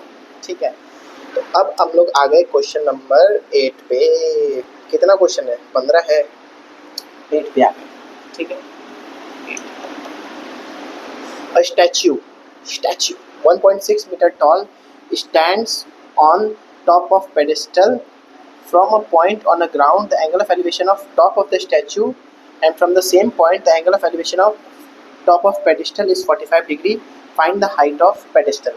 कभी भी एक ही पॉइंट से दो एंगल ऑफ एलिवेशन दिया तो वही चीज़ आप सोचो कि पेडिस्टल ये है, वैसे तो पेडिस्टल वो होता है जिसके ऊपर ऐसे कुछ स्टैच्यू हम लोग रख देते हैं, इसको पेडिस्टल बोलते हैं। तो मैं स्टैच्यू एकदम कॉर्नर पे कर देता हूँ, ठीक है। स्टैच्यू थोड़ा सा कैसा बनाऊँ, स्टैच्यू ऐसा बना, ठीक है। सर वॉशरूम का सिंबल बना, चलो कोई बात नहीं। अब ये देखो, इस क्वेश्चन ने सेम क्वेश्चन है पिछले जैसा, बस इसने क्या चेंज कर दिया, एक ही पॉइंट से दोनों टॉप टॉप बोला, लेकिन एक बोला टॉप ऑफ स्टैच्यू और दूसरा बॉटम ऑफ स्टैच्यू बोलने की जगह इसने इसी को बोल दिया टॉप ऑफ पेडिस्टल। ये पेडिस्टल का टॉप भी तो है, तो इसने बोल दिया यहाँ से टॉप ऑफ पेडिस्टल इतना एंगल पे। तो मान लो the statue 1.6 metre tall, statue 1.6 metre tall, इस बार ये दिया हुआ है 1.6 मीटर, ठीक है। From a point on the ground the angle of elevation of top of the statue is 60 degree. Top of the statue is 60 degree, 60 ये उसी एंगल 60 वही 60 डिग्री है ये। And from the same point the angle of elevation of top, ये देखो ये 45, same question. Find the height of the pedestal, हमको निकालना है height of the pedestal. Pedestal क्या है, पेडिस्टल ये है, हमको निकालना है ये। क्या इसको मैं h मान लूँ, मान लीजिए सर, आप ही मान लीजिए, है ना। अब आप ये देखो कि सेम क्वेश्चन है, बस मैं आप फटाफट करता हूँ, ज़्यादा बोलूँगा नहीं, फटाफट कर दूँगा, ठीक है। आप लिखो A B C, दो ट्रायंगल पहले खोजो, इसको लिख दो D। ट्रायंगल क्या क्या खोजा आपने, A B C और ट्रायंगल D B C, है ना, D B C। Same question, same बस थोड़ा सा अलग कि इस बार वैल्यूज इधर उधर खेला हुआ है, ठीक है। तो इस बार जैसे ये होगा कि ये पानी को बहुत थोड़ी देर रख देता हूँ, ठीक है। तो इस बार आप क्या कर सकते हो कि ये छोटू ट्रायंगल देखो, ये h है, ये 45 डिग्री है, तो ये भी क्या हो जाएगा h। भैया इस बार आप क्या कर रहे हो, देखो इसको दो तरीके से अप्रोच कर सकते हैं। सबसे आसान तरीका क्या है कि ये h है, ये 45 डिग्री दिख रहा है, तो पहले इस ट्रायंगल में लगा लो, ट्रायंगल DBC उस टाइम जैसा ही, ठीक है। tan 45 इज इक्वल्स टू इसके अपोजिट p, ये हाइपोटेनियस है ना, इसका नाम हमने दिया था h, कंफ्यूज मत होना, is equals to h by base. ये तो p लिख दो, एकदम धड़ल्ले से लिखो। Therefore tan 45 1, b is equals to h। आपका बेस कितना आ गया, h, ठीक है। ये कितना आ गया, h, 45 डिग्री है, तो ये और ये बराबर। अब लो इन ट्रायंगल ABC, ठीक है। बेस है h, ये हाइट आपका हो जाएगा 1.6 प्लस h। h और h के टर्म्स में एक्सप्रेशन है, अगर एक वेरिएबल है एक इक्वेशन है तो क्वेश्चन कैसा भी हो सॉल्व होगा, विश्वास रखो। एक वेरिएबल एक इक्वेशन, क्वेश्चन सॉल्व। तो लिखो आप ईमानदारी से tan 60 इज इक्वल्स टू, अगर आपको एग्जाम में अच्छा लिखना है तो आप ऐसा लिख दिया करो AB बाय BC, ठीक है, P बाय B।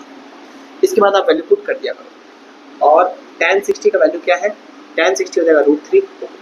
AB क्या है आपका 1.6 प्लस h, ये यहाँ गलती मत करना, यहाँ 1.6 मत ले लेना, AB। BC क्या है आपका, BC है h, आया ना h, ठीक है। अब आप मल्टीप्लाई, क्योंकि ये भी पॉइंट में है तो क्या इसको, चलो कोई बात नहीं, पहले कर देता हूँ, √3 into h is equals to 1.6 plus, ठीक है, प्लस h इधर आएगा तो माइनस h, तो √3 h minus h is equals to 1.6। भैया इसको कैसे सॉल्व करें, ऐसा कर लो कि वैसे तो दो तरीका है, अगर आपको चाहिए तो आप h को कॉमन ले लो, तो √3 माइनस 1 को उधर भेज के रैशनलाइज करके कर लो, या फिर आप क्या कर सकते हो, देखो मैं क्या बोल रहा हूँ कि अगर मैं वैल्यू डालूँ 0.732 डिवाइड करना महाभारत हो जाएगा। आप क्या करो, देखो आप क्या करो, h कॉमन लो, √3 माइनस उस पिछला में सिखाया, यहाँ पे क्या आएगा 1। अब बार बार नहीं, एक बार आपको ध्यान देना ही पड़ेगा, h is equals to 1.6 by √3 minus 1। कभी भी नीचे डिनोमिनेटर में रूट है तो आप इसको क्या करो, रैशनलाइज इंटू √3 प्लस 1। भैया ये हमको नहीं पता था, अगर यहाँ दो टर्म है ना तो इसके अपोजिट साइड से मल्टीप्लाई करें, ठीक है।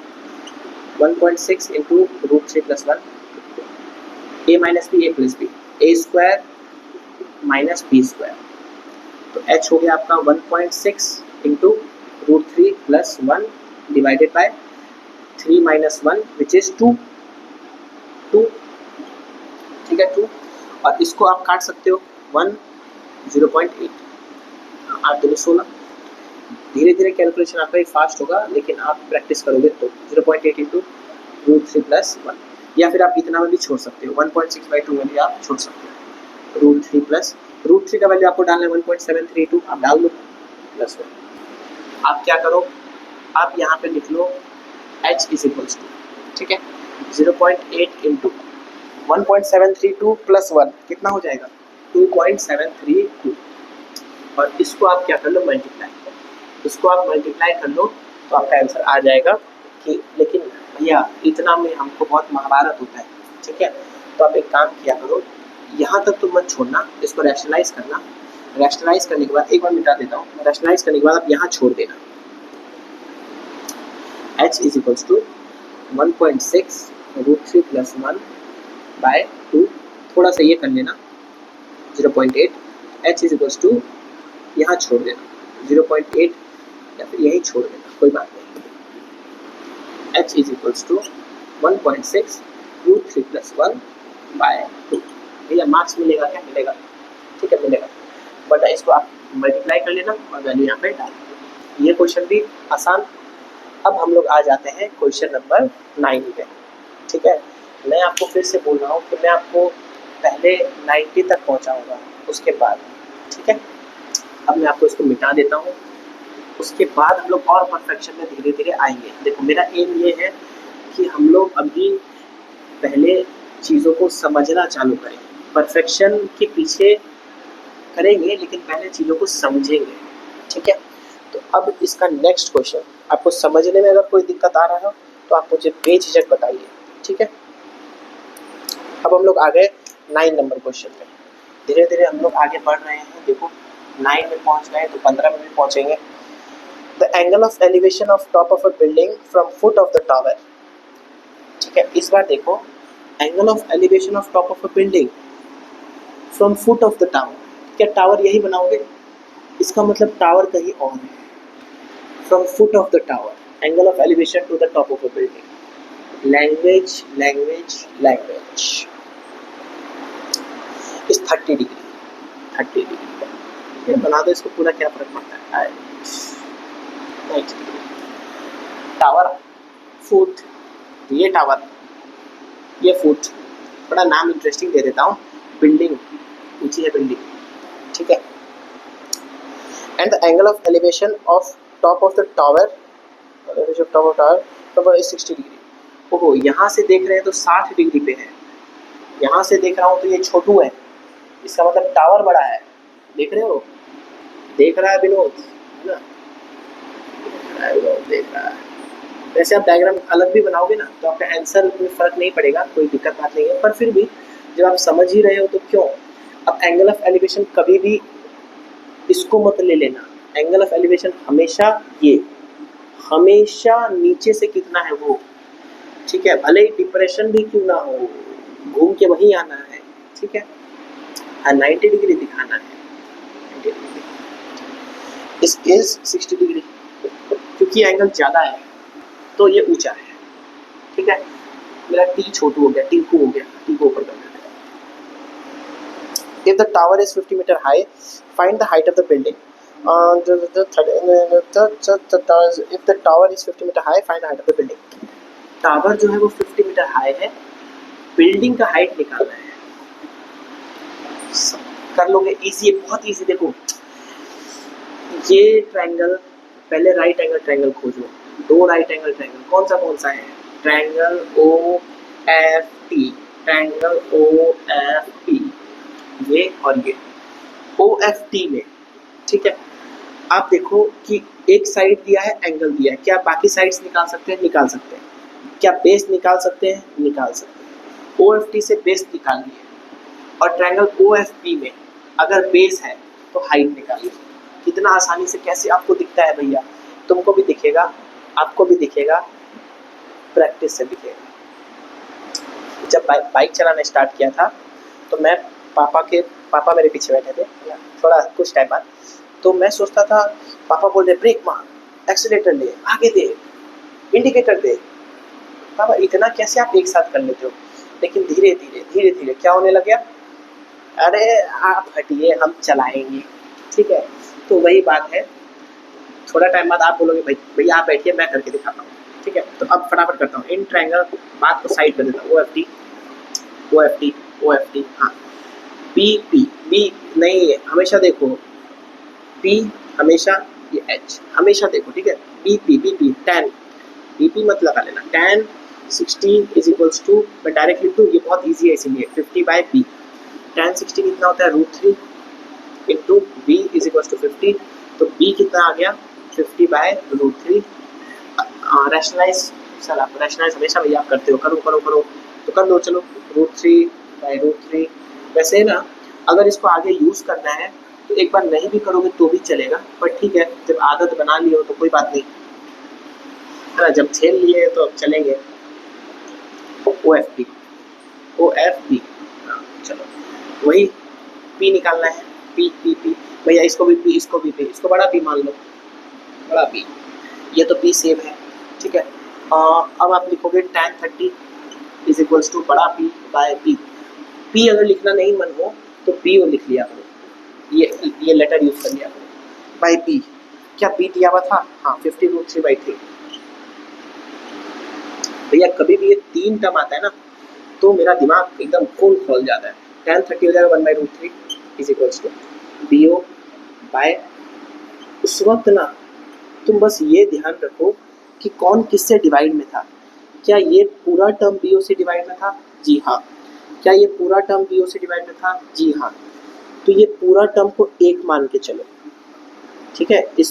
इसको एक मत मान लेना, ये एक है, ये पूरा टर्म एक है। तो ये डिवाइड पूरा उधर जाएगा तो क्या हो जाएगा? मल्टीप्लाई 1/√3 इंटू, भैया ये क्या बता दिया आपने,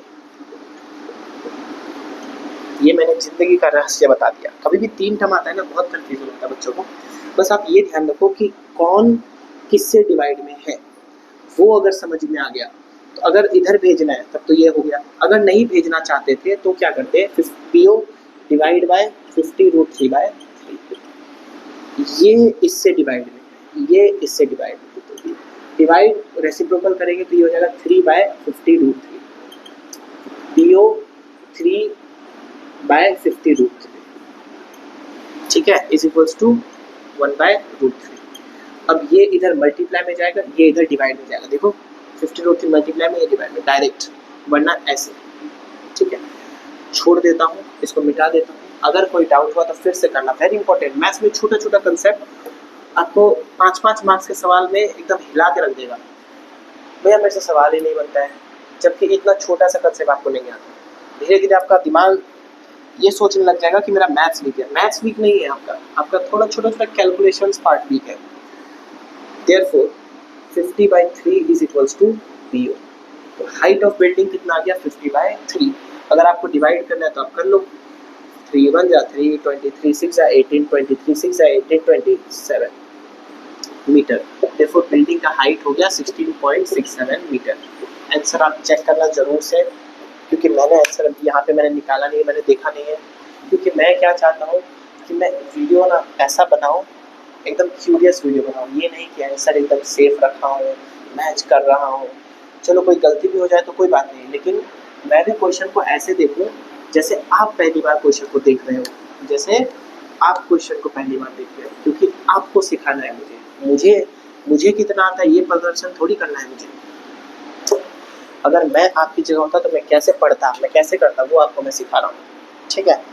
अब हम लोग आ जाते हैं, ये क्वेश्चन आसान था ना वैसे, बस ये पकड़ने का बात था कि एक बिल्डिंग के ऊपर खड़ा होकर मैं टावर को कैसे देख लूँ, ऐसे नहीं, इसका मतलब टावर सामने है, ठीक है। अब आ जाओ क्वेश्चन नंबर 10 में। क्वेश्चन नंबर 10 में two poles of equal height are standing opposite each other. इसने तो बहुत आराम से दे दिया, two poles of equal height are standing opposite to each other. ये इसको देख रहा है, ये इसको देख रहा है, इसको देख रहा है, ये इसको देख रहा है, ठीक है। विच इज 80 मीटर वाइड, ये दूरी है 80 मीटर, ये दूरी। From a point between them on the road the angle of elevation of the top of a pole are 60 and 30 respectively. Find height of the poles and the distance of the poles, point from the poles.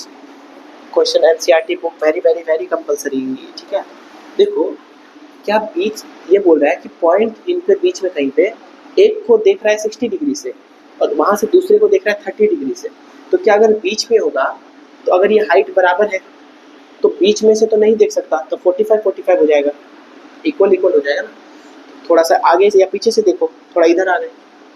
क्या भैया इतना समझना important, बनाना important, तो समझना important, समझना important. यहाँ से यहाँ आए कितना डिग्री और यहाँ से यहाँ गए, एक को देख रहा है 30 डिग्री, एक को देख रहा है 60 डिग्री।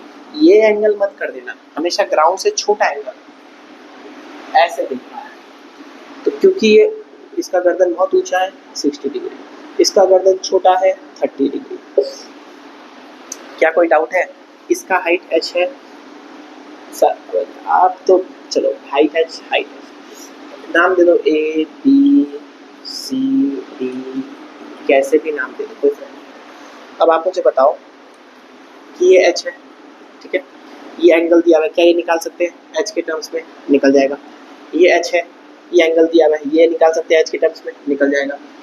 ये प्लस ये कितना दिया हुआ है 80, एक वेरिएबल एक इक्वेशन, आंसर। या क्या बोल दिया, समझ में नहीं आया। देखो पहले दो ट्रायंगल खोजो, right angle triangle A B C, दूसरा कौन सा है ट्रायंगल सी डी।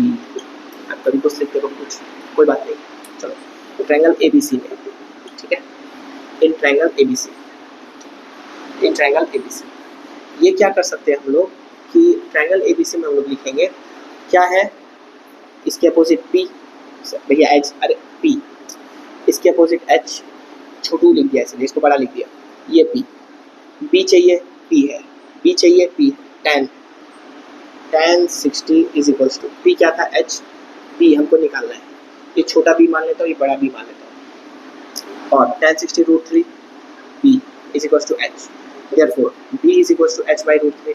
मैं करूँगा रैशनलाइज, मानूंगा नहीं मैं, तो ये हो जाएगा H√3/3 मीटर, ये छोटू भी आ गया, ठीक है। अब आप आ जाओ ट्रायंगल, मेरा माइक चालू है कि नहीं? हाँ चालू है। Triangle C D, triangle C D lecture बड़ा बन रहा है, मैं मान रहा हूँ। देखो मुझे भी लगभग 1-1.5 घंटा हो गया है, लेकिन आपके लिए ये वर्थ इट है, ठीक है, आपके लिए ये वर्थ इट है, ये लेक्चर वर्थ इट है। tan 30 इज इक्वल्स टू, ये ट्रायंगल के लिए tan 30 इक्वल्स टू P/B, ये H सेम है, ठीक है, ये H सेम, तो H और P/B, B क्या है बड़ा B, tan 30 1/√3, B उधर चला गया, tan 30 1/√3, चलो कोई बात नहीं, भेज देता हूँ। क्या ये गलत कर दिया था क्या? हाँ नहीं, तो देयरफॉर B हो गया मेरा H√3, ठीक है। अब B प्लस बड़ा B कितना के बराबर है? 80 के बराबर है, डाल दो। B कितना है? H√3/3, बड़ा B कितना है? H√3 is equal to 80। देखो कभी भी डिनोमिनेटर सेम नहीं है, कुछ नहीं है मतलब 1 है, ऐड नहीं कर सकते, डिनोमिनेटर सेम नहीं है, ऐड नहीं कर सकते, ध्यान देना। डिनोमिनेटर को सेम कैसे करेंगे? इन दोनों का एलसीएम बोला जाता है सर, एलसीएम सेम बना दो, 1 को 3 बना सकते हैं ना, 1 और 3 का एलसीएम 3 हो गया, या 1 और 3 बन सकता है। इसको 3 बनाने के लिए ऊपर नीचे 3 से मल्टीप्लाई होगा, होगा होगा नहीं होगा? तो ये ऑलरेडी 3 है, तो इसको किसी से मल्टीप्लाई नहीं करना है, इसको 1 से करना है तो कर दो, प्लस 1 को 3 बनाने के लिए किससे मल्टीप्लाई करना पड़ा? 3 से, नीचे 3 से हुआ तो ऊपर भी 3 से हुआ, इसीलिए डायरेक्ट लिख सकते हो H√3 × 3, ठीक है। भैया कॉमन कॉमन भी ले सकते थे, लेकिन चलो ये कर लेंगे, कोई दिक्कत नहीं है। इज इक्वल टू 80 कैसे भी कर लो, मैथ्स कैसे भी कर लो। 3h√3 plus h√3, 3 Apple plus Apple, तो क्या हो जाएगा 4h√3 डिवाइड बाई 3 उधर गया तो मल्टीप्लाई, क्या पहले मल्टीप्लाई करते क्या, ना ना ना ना ना, सबको भेजो उधर, सबको भेजो, हटो वहाँ से, जल्दी हटो यहाँ से, 4√3। अब देखो 4 1 जा 4 2 जा 0, 20√3/3 h आया, 20 इंटू 3/√3। क्या मैं नीचे रूट रखूँगा क्या, ना बिल्कुल नहीं, ये 20 इंटू 3 इंटू √3/3, ये कट गया, आंसर आ गया 20√3 मीटर। 1.732 डालना है तो डालो, कोई दिक्कत नहीं है। ये आपका आ गया हाइट ऑफ बिल्डिंग, क्या आया, हाइट ऑफ बिल्डिंग ही तो आया, हाँ हाँ हाँ हाँ हाँ हाँ, एच आ गया, ठीक है। ये हो गया आपका आंसर। कहीं पे भी कोई भी डाउट हो आप मुझे मैसेज करो, आप मुझे कॉल तो नहीं, आप मुझे वो कमेंट करो, ठीक है, मैं आपको बताऊंगा।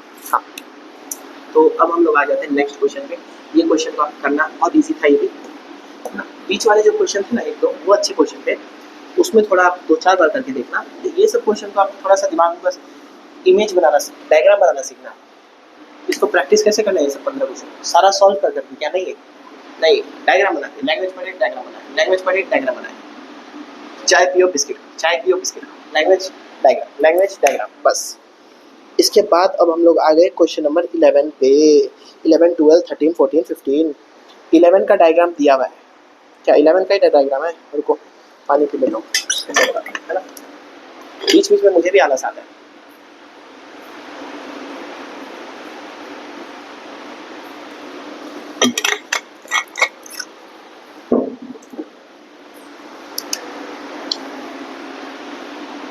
क्वेश्चन नंबर 11 मैं धीरे धीरे पढ़ा रहा हूँ आपको। अगर रिकॉर्डेड लेक्चर है, आप आराम से 2x में देखो, 1.5x में देखो, अगर आपको आता है तो सट सट सट सट देखो, आगे बढ़ा के देखो, जैसे भी देखो, पर देखो और आगे शेयर भी करो सिर्फ देखो। 11 a TV tower stands vertically on a bank of a canal from a point on the other bank directly opposite the tower. The angle of elevation of the top of the tower is 60 degree, है ना। From another point 20 meter away from this point on the line joining this point to the foot of the tower, the angle of elevation of the top of the tower is 30 degree. See figure 9 point, बताओ, figure दे दिया फिर तो question हलवा, एकदम हलवा। Find the height of the tower and width of the canal, ठीक है। इसने बोला a TV tower stands vertically on a bank of a canal. TV tower stands vertically on a bank of a canal, ठीक है। ये मेरा TV tower दिया हुआ है AB। From a point on other bank, bank ये मतलब यहाँ नदी कैनाल है मान लो, दूसरे साइड में, कैनाल के दूसरे साइड में, है ना। Bank directly opposite to the tower, angle of the top of the tower is 60 degree, ये रहा 60 डिग्री, ठीक है। From another point 20 metre, point of another है ना, यहाँ 20 metre away from this point on the line joining this point to the foot of the tower, the angle of elevation at the top of the tower is 30 degree. Obvious बात है, ये angle छोटा हो गया, ये angle 30 degree. Find the height of the tower, ये height of tower, ठीक है। मैं इसको P बोलता हूँ ना, तो हाइट को कैपिटल H लिख लेते, ठीक है, ये 90 degree. And width of the canal, width of the canal ये हो गया ना, ये कैनाल, ये सी भी बेचारा दिया हुआ है इतना अच्छे से। ये कैनाल का बैंक एक साइड में है, बैंक मतलब क्या, नदी या जो भी है उसका, वो बैंक मतलब क्या हो गया, ये समुद्र है उसका शो साइड, बैंक मतलब किनारा, हाँ। तो कैनाल ऐसे बह रहा है, एक इस तरफ एक इस तरफ, ठीक है, दो प्यार करने वाले, एक इस तरफ एक इस तरफ, तो विड्थ ऑफ द किनार। और ये आप ऐसा लैंग्वेज इस्तेमाल करते हो थोड़ा सा बस कभी कभी। बहुत इजी, बहुत ज़्यादा इजी है या नहीं है बताओ। देखो 20, इसको मैं एक बार कुछ भी मान लेता हूँ, x मान लेता हूँ, ठीक है, और इसको हम मान लेते हैं h, चलो कैपिटल H मान लेते हैं। इसमें इक्वेशन लगाएंगे तो h और x में एक रिलेशन मिलेगा, इसमें लगाएंगे तो h और x में एक और रिलेशन मिलेगा, दो वेरिएबल दो इक्वेशन, क्वेश्चन सॉल्व। एक वेरिएबल के लिए एक इक्वेशन चाहिए, दो वेरिएबल के लिए दो इक्वेशन चाहिए, ठीक है। तो ठीक है, अच्छा क्वेश्चन है, लेकिन आप क्या करो, दो ट्रायंगल, जब डायग्राम दे दिया ना तो बहुत आसान क्वेश्चन बोलेंगे उसमें, ठीक है। Triangle A B C, right angle triangle खोजो पहले, ट्रायंगल ए बी सी, दूसरा ट्रायंगल ए बी डी, और उसमें पाइथन को वो लगाओ, ट्रिगोनोमेट्रिक रेशियो लगाओ, जो जो साइड्स का रिलेशन है उसमें अपने आप आंसर आएगा। In triangle A B C, in triangle A B C आप लगाओ tan 60, क्योंकि P B H P tan 60 is equal to capital H by X. मैं आप थोड़ा जल्दी कर रहा हूँ, ठीक है। एच बाय एक्स, tan 60 हो गया √3, ठीक है, 1/√3, 1√3 into X is equal to H, therefore √3x is equal to H. इसको एक बार ऐसे छोड़ देता हूँ क्वेश्चन 1, या रैशनलाइज, ठीक, एक ऊपर है तो क्या कर रैशनलाइज, चलो नीचे होता तब rationalise. In triangle ABD, ABD में क्या करेंगे, एबीडी में क्या करेंगे, tan 30 p by B, p क्या हो जाएगा आपका h, p क्या हो जाएगा इसमें x प्लस 12, p क्या हो जाएगा x प्लस 12, और tan 30 कितना हो जाएगा 1/√3 h बाय x प्लस 20, और ये उधर चला जाएगा x प्लस 20 बाय √3। भैया रैशनलाइज, भैया रैशनलाइज, भैया रैशनलाइज, हाँ करेंगे रैशनलाइज, पर एक बार देख लेते हैं ये दो वेरिएबल दो इक्वेशन, दो वेरिएबल दो इक्वेशन, चैप्टर क्लास 10th में ये आता है आपको, linear equation in two variable, elimination method, substitution method, graphical method. भैया बहुत भयंकर चैप्टर कराऊंगा, अब इसके बाद मैं देखता हूँ सर्कल वगैरह कराऊंगा, और इसके बाद वो भी कराऊंगा, ठीक है।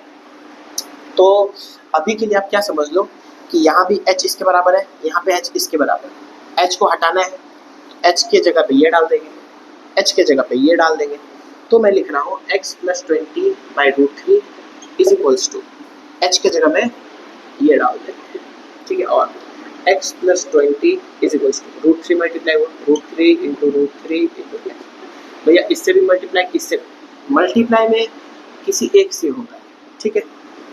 x plus 20 is equal to √3 into 3, x उधर चला जाएगा, 20 is equal to 3x minus x, 20 is equal to 2x, ठीक है, मल्टीप्लाई इधर आएगा तो डिवाइड, x 2 1 2 10, देयरफॉर x कितना आ गया 10 मीटर, ठीक है। तो हम लोग का ये x कितना आया 10 मीटर, x आ गया 10 मीटर, यहाँ लिख दो 10 मीटर।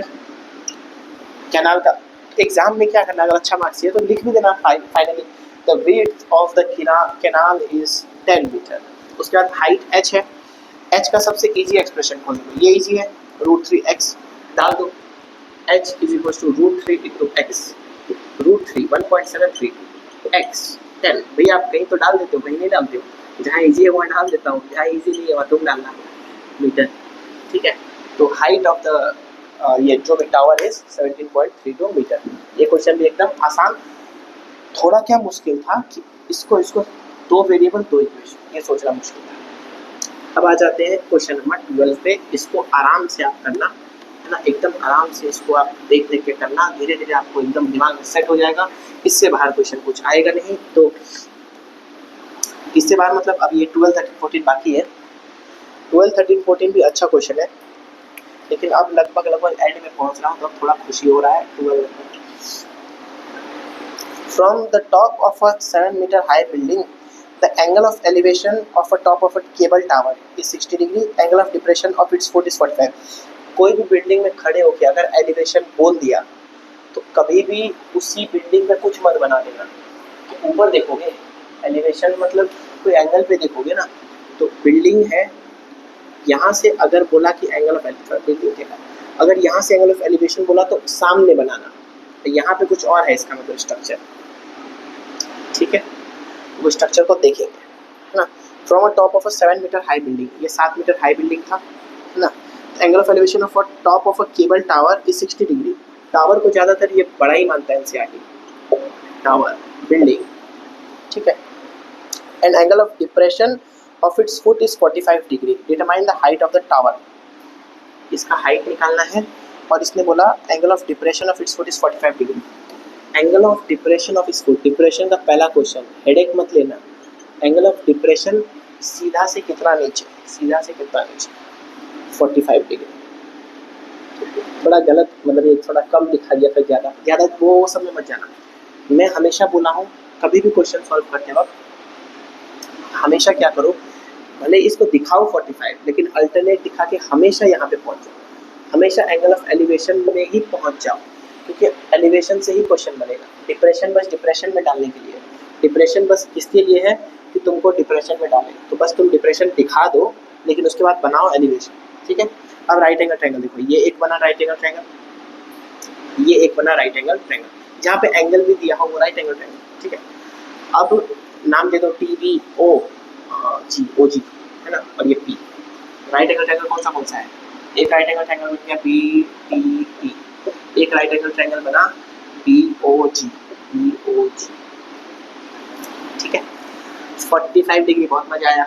अगर 45 पी बी एच, 45 है तो पी और बी बराबर, 45 है तो पी और बी बराबर, देयरफॉर इसमें डायरेक्ट लिख दूं ओ जी इज इक्वल्स टू 7 मीटर। नहीं नहीं भैया मत लिखिए, ऐसा मत करिए, ऐसा जुलूम मत करिए। In triangle B O G form, ठीक है। tan 45 is equals to P by B, और tan 45 है आपका 1, p है आपका 7 मीटर, b है आपका b, देयरफॉर b हो गया आपका 7 मीटर। अब से आप क्या करना, अगर कोई भी ट्रायंगल में 45 है, p और b बराबर, p और b बराबर, ये 7 तो ये भी 7, ये 7 तो ये भी 7, ठीक है। अब आप देखो ये 7, क्या ये भी 7 है, हम 7 7 है ना, हम 7 7 है, और ये b थोड़ा सा, जब ऐसा कुछ करता है ना डिप्रेशन में, तो थोड़ा आपको ज्योमेट्री लगाना है। ये रेक्टेंगल बन गया ना 90 90 90 90, ये 7 तो ये भी 7, ये 7 तो ये भी 7। अब तो हम 7 7 7 7 हैं, ठीक है।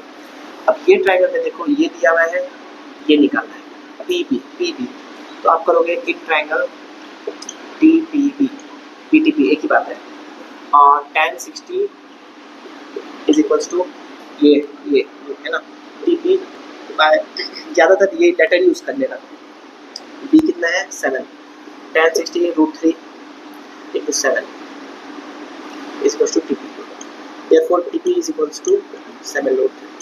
ये हाइट आ गया कितना 7√3, ये हाइट है कितना 7, therefore height of tower is is equals to 7√3 plus 7। मैं कैसे करता, 7 कॉमन लेता, √3 plus 1 करता, इसको इतना में आंसर छोड़ देता। अगर आपको और करना है तो 7 1.732 plus 1 इक्वल टू 7 2.732, इसको मल्टीप्लाई कर लेना, आंसर आ जाएगा, ठीक है। और भैया आप करके दिखा दो, तो ये कर लेना और या फिर यहाँ तक आंसर छोड़ देना, ठीक है। देखो ऐसा है कि मैं आंसर याद करके फिर कर देता, या फिर मल्टीप्लाई करना पड़ेगा, तो आप मल्टीप्लाई कर सकते हो आराम से, ठीक है। तो ये आंसर आपका हो गया 7√3 plus 1, या फिर यहाँ मल्टीप्लाई करना, लगभग ये कितना आ जाएगा बोलेगा 7 14 4 1 कैरी, 7 21 22 2 कैरी, और 7 49 51 5 कैरी, 7 14 5 19.124, आपका आंसर आ जाएगा 91.124। यहाँ फिर आप आंसर यहाँ पे छोड़, ठीक है। मैं ज़्यादा वैदिक मैथमेटिक्स उतना में नहीं जाता हूँ, जहाँ ज़रूरत है उतना में जाता हूँ। ये 12 आपका काम बहुत आसान है, आसान आसान आसान आसान, बस ये डायग्राम थोड़ा सा डिप्रेशन बस मिटा दो। अब आप करो क्वेश्चन नंबर 13, दिमाग लगाओ। अब आप थोड़ा सा खुद से दिमाग लगाओ, तब तक मैं आराम से 2 मिनट में आपको समय देता हूँ, आप दिमाग लगाओ, मैं आराम से बैठाता हूँ। 3 सवाल बचे हैं, 13 14 15। 13 को लिखेंगे, माइक देख लेते हैं। As observed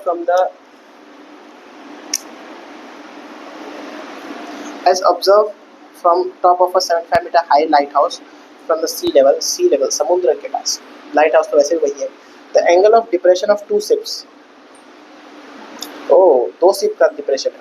If one ship is exactly behind the other on the same side of the lighthouse, find the distance between the 2 ships। देखो ये समुद्र लहरें हैं, ये है लाइट हाउस, यहाँ पे समुद्र में लाइट हाउस बना नहीं, रोड में बना देंगे, ठीक है। इसने बोला कि as observe from a top of 75 metre high, ये 75 मीटर हाई, यहाँ से क्या ऑब्जर्व किया, the angle of depression of two ships are 30 degree and 45 degree. हमेशा ध्यान देना कि क्या शिप्स सेम साइड में है या शिप्स अलग साइड है। अलग है तो एक इधर एक इधर, सेम साइड है तो एक इधर और दूसरा भी इधर। डायग्राम बनाए, डिप्रेशन का क्वेश्चन तो वैसे ही इजी होता है। देखो इसने बोला कि एक का डिप्रेशन 30, एक का depression 45, find the distance between two ships, ship 1 ship 2, distance between two ship ये निकालना है, ये ठीक है। एक का डिप्रेशन इसने बोला, एक बार क्वेश्चन भूल गया, 30 और 45, तो ज़्यादा वाला 45, कम वाला 30।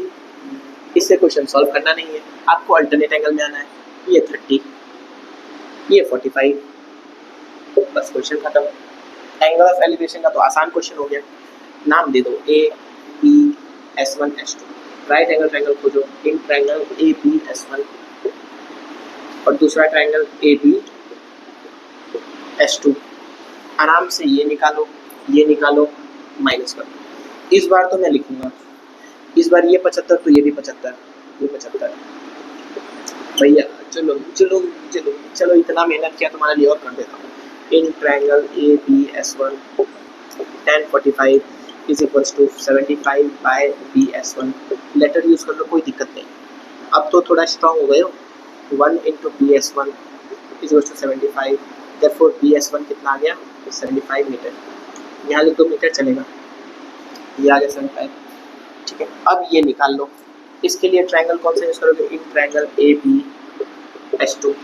अब मैं स्पीड बढ़ा रहा हूँ क्योंकि अब आप भी बहुत एक्सपीरियंस्ड हो गए हो, अब तो आप मुझे फेल कर दोगे। इसको S1 S2 लिखने की जगह क्या x लिख दो, बस लिखने में आसानी हो बोल के, ठीक है। tan 30 P बाई B, तो P है 75 सेम, B तो B है ये पूरा, तो लिखेंगे 75 प्लस x। क्या कोई डाउट है? नहीं। tan 30 1/√3 होगा, 1/√3 प्लस x, क्रॉस मल्टीप्लाई यहाँ कर दूँ, 75 plus x is equal to √3, उधर मल्टीप्लाई हो गया 75√3 और x is equal to 75√3 minus 75। क्या करोगे, 75 कॉमन ले लो, क्या मल्टीप्लाई करना कर दो, √3 minus 1, x is equal to 75 into, answer यही छोड़ दो, वरना इंटू 1.732 माइनस 1 0.732, इसको मल्टीप्लाई करके आंसर लिख दो, वरना आंसर इतना वही छोड़ दो, ठीक है। Therefore distance between ships is this much। अगर लिखा है यूज √3 1.2 पुट करके आंसर सॉल्व कर लेना, ठीक है। तुमको 2 मिनट लगेगा वो लिख के कैलकुलेशन करना, ठीक है। ये क्वेश्चन यहाँ पे, अरे क्वेश्चन नंबर 30, ये क्वेश्चन आसान, बस इसमें डिप्रेशन आ गया था बोल के आप डिप्रेशन में मत जाना। डिप्रेशन मतलब ऊपर से नीचे, एंगल ये मत ले लेना, ये लिए गया 4 मार्क, हमेशा यही लेना है। पहले बनाओ डिप्रेशन, लेकिन लेना है हमेशा एलिवेशन। देखो एलिवेशन, ठीक है। भले ही डिप्रेशन लिखा है तो अल्टरनेट एंगल हो जाएगा, 45 45 30 30, तो लेना है लेकिन नीचे वाला ही, ऊपर वाला कभी लेना नहीं, ठीक है। अब आ जाते हैं 2 क्वेश्चन बचा है, 14 और 15। 14 नंबर में हम लोग आ जाएंगे। देखो इतना लंबा वीडियो बनाया हूँ, कम से कम शेयर करना, देखना, है ना। हाँ, ये तो फिर इतना वीडियो बनाने का फायदा क्या। चलो, a 1.2 meter tall girl spots a balloon moving with the wind in a horizontal line at a height of 88.2 meter from the ground, ठीक है। ग्राउंड से उसका हाइट दिया है, लड़की का भी हाइट है, तो हाइट थोड़ा सा दिमाग लगाना। The angle of elevation of the balloon from the eyes of the girl at any instant 60 degree, ठीक है। और the angle of elevation is 30 degree, मतलब बैलून मूव कर रहा है। Find distance charge by the balloon with the interval. अच्छा, वहाँ diagram दिया हुआ है, देखो डायग्राम दिया है 90.3 13 का, बना लो। ये गर्ल बनाए, ये बनाए, ये ग्राउंड बनाए। गर्ल बॉय में डायग्राम एक ही बनाता हूँ, कोई डिफरेंस नहीं, ठीक है। और ये बैलून बनाए, बैलून को थोड़ा अच्छा बनाएंगे, पान का बनता बैलून, ठीक है। और बैलून का हाइट सेम मेंटेन रहा, बस बैलून मूव कर गया, है ना। थोड़ा गंदा हो गया ये डॉटेड लाइन मेरा अच्छा नहीं दिखता है, ये चलो ये चलो, ये ले चलो, ले चलो, ले चलो, ले चलो, है ना। मार्कर भी अब थोड़ा सा डाउन हो रहा है, लेकिन फिर ठीक है, कोई बात नहीं, चल रहा है, ठीक है। छोटू एंगल 30 डिग्री, बड़ा एंगल 60 डिग्री, ठीक है। मार्कर चेंज कर लो क्या? चलो बैकअप में मैंने एक मार्कर रखा था, वो मार्कर में यूज़ करके देखता हूँ। अरे वाह, बहुत मोटा मार्कर है, लेकिन चलो ट्राई करके देखते हैं, ठीक है। अब और क्लियर दिखेगा। ये पूरा height 88.2 metre, height of 88.2 metre. ये पूरा हाइट कितना है? कभी भी बैलून का हाइट देगा तो क्या लड़की की हाइट से देगा? नहीं, ग्राउंड की हाइट से देगा। ये है 1.2 मीटर। अरे वाह वाह वाह, 0.2 उड़ गया, 1.2 मीटर। 88.2 से 1.2 चला गया, तो ये कितना बचा? हमेशा ये निकाल लो, ट्रायंगल का हाइट हमेशा निकाल लो, इस पे मत रहो कि ये कितना है, 87 मीटर, ठीक है। अब ट्रायंगल खोजो, दो ट्रायंगल, ये ट्रायंगल है, ये ट्रायंगल है। अब खोजो कि इसने क्वेश्चन क्या बोला है, find distance travelled by the balloon during the interval. इतना डिस्टेंस बताना है, इतना डिस्टेंस बताना है। ये ट्रायंगल, ये डिस्टेंस, ये ट्रायंगल, ये डिस्टेंस, इसको माइनस करेंगे तो ये आ जाएगा। बहुत इजी, ये आपने बताया तो बहुत इजी, पर करके दिखाओ। इसको लिख दो ए, दिया है क्या ABC? नहीं दिया। इसको लिख लो ए, इसको लिख लो बी, इसको लिख लो सी, इसको लिख लो डी, इसको लिख लो ई। राइट एंगल ट्रायंगल कौन सा है? ABC, right A triangle EBD। In triangle ABC, है ना। आप लिखोगे एंगल क्या है, एंगल क्या है, एंगल 30, एंगल 60, सॉरी 60 दिखा रहा हूँ, 60 बोल रहा हूँ, 30, tan 60 is equals to AC 87 by B। तो क्या मैं इसको लिख दूँ इस बार BC? चलो इस बार BC लिख देता हूँ। tan 60 को मैं लिखूंगा, अब आप भी धीरे धीरे ऐसे ही करना, ठीक है। √3 into BC is equals to 87 और BC is equals to 87 by √3। भैया रैशनलाइज हाँ करूँगा, जरूर करूँगा, चिंता नहीं है। 87 √3, भाई ये 87 तो और आसान हो गया, 8 + 7 15, तो ये जाएगा, 3 1 जा, 3 2 जा 6, 27, 3 9 जा 27, 29 √3। इसके बाद हम लोग निकाल लेंगे, ये निकल गया। अब हम लोग निकाल लेंगे ये पूरा, ठीक है। तो क्या लेंगे? इन ट्रायंगल, यहाँ ले लेता हूँ, इन ट्रायंगल EBD, ठीक। EBD में लेंगे हम लोग tan, भैया आप करते नहीं होंगे मैथ से, जिसको प्यार है उसको कहाँ फिर करार है। वाह वाह वाह वाह, करार मतलब उसको चैन नहीं है। मुझे देखो रात को चैन नहीं है वीडियो बना रहा हूँ और मजे ले रहा हूँ। tan 31 बाई √3, ठीक है, is equals to 87 by BD। तो BD कितना आ गया? BD आ गया 87 √3। हमको निकालना है तो बैलून के बीच में डिस्टेंस, तो ये पूरा माइनस ये, तो आप कर लो distance between balloon, distance move by balloon is, ठीक है, is 87 √3 minus 29 √3, apple apple apple 17 9 8 7 2 5, ठीक है, 70 90 87 58 √3 मीटर आंसर।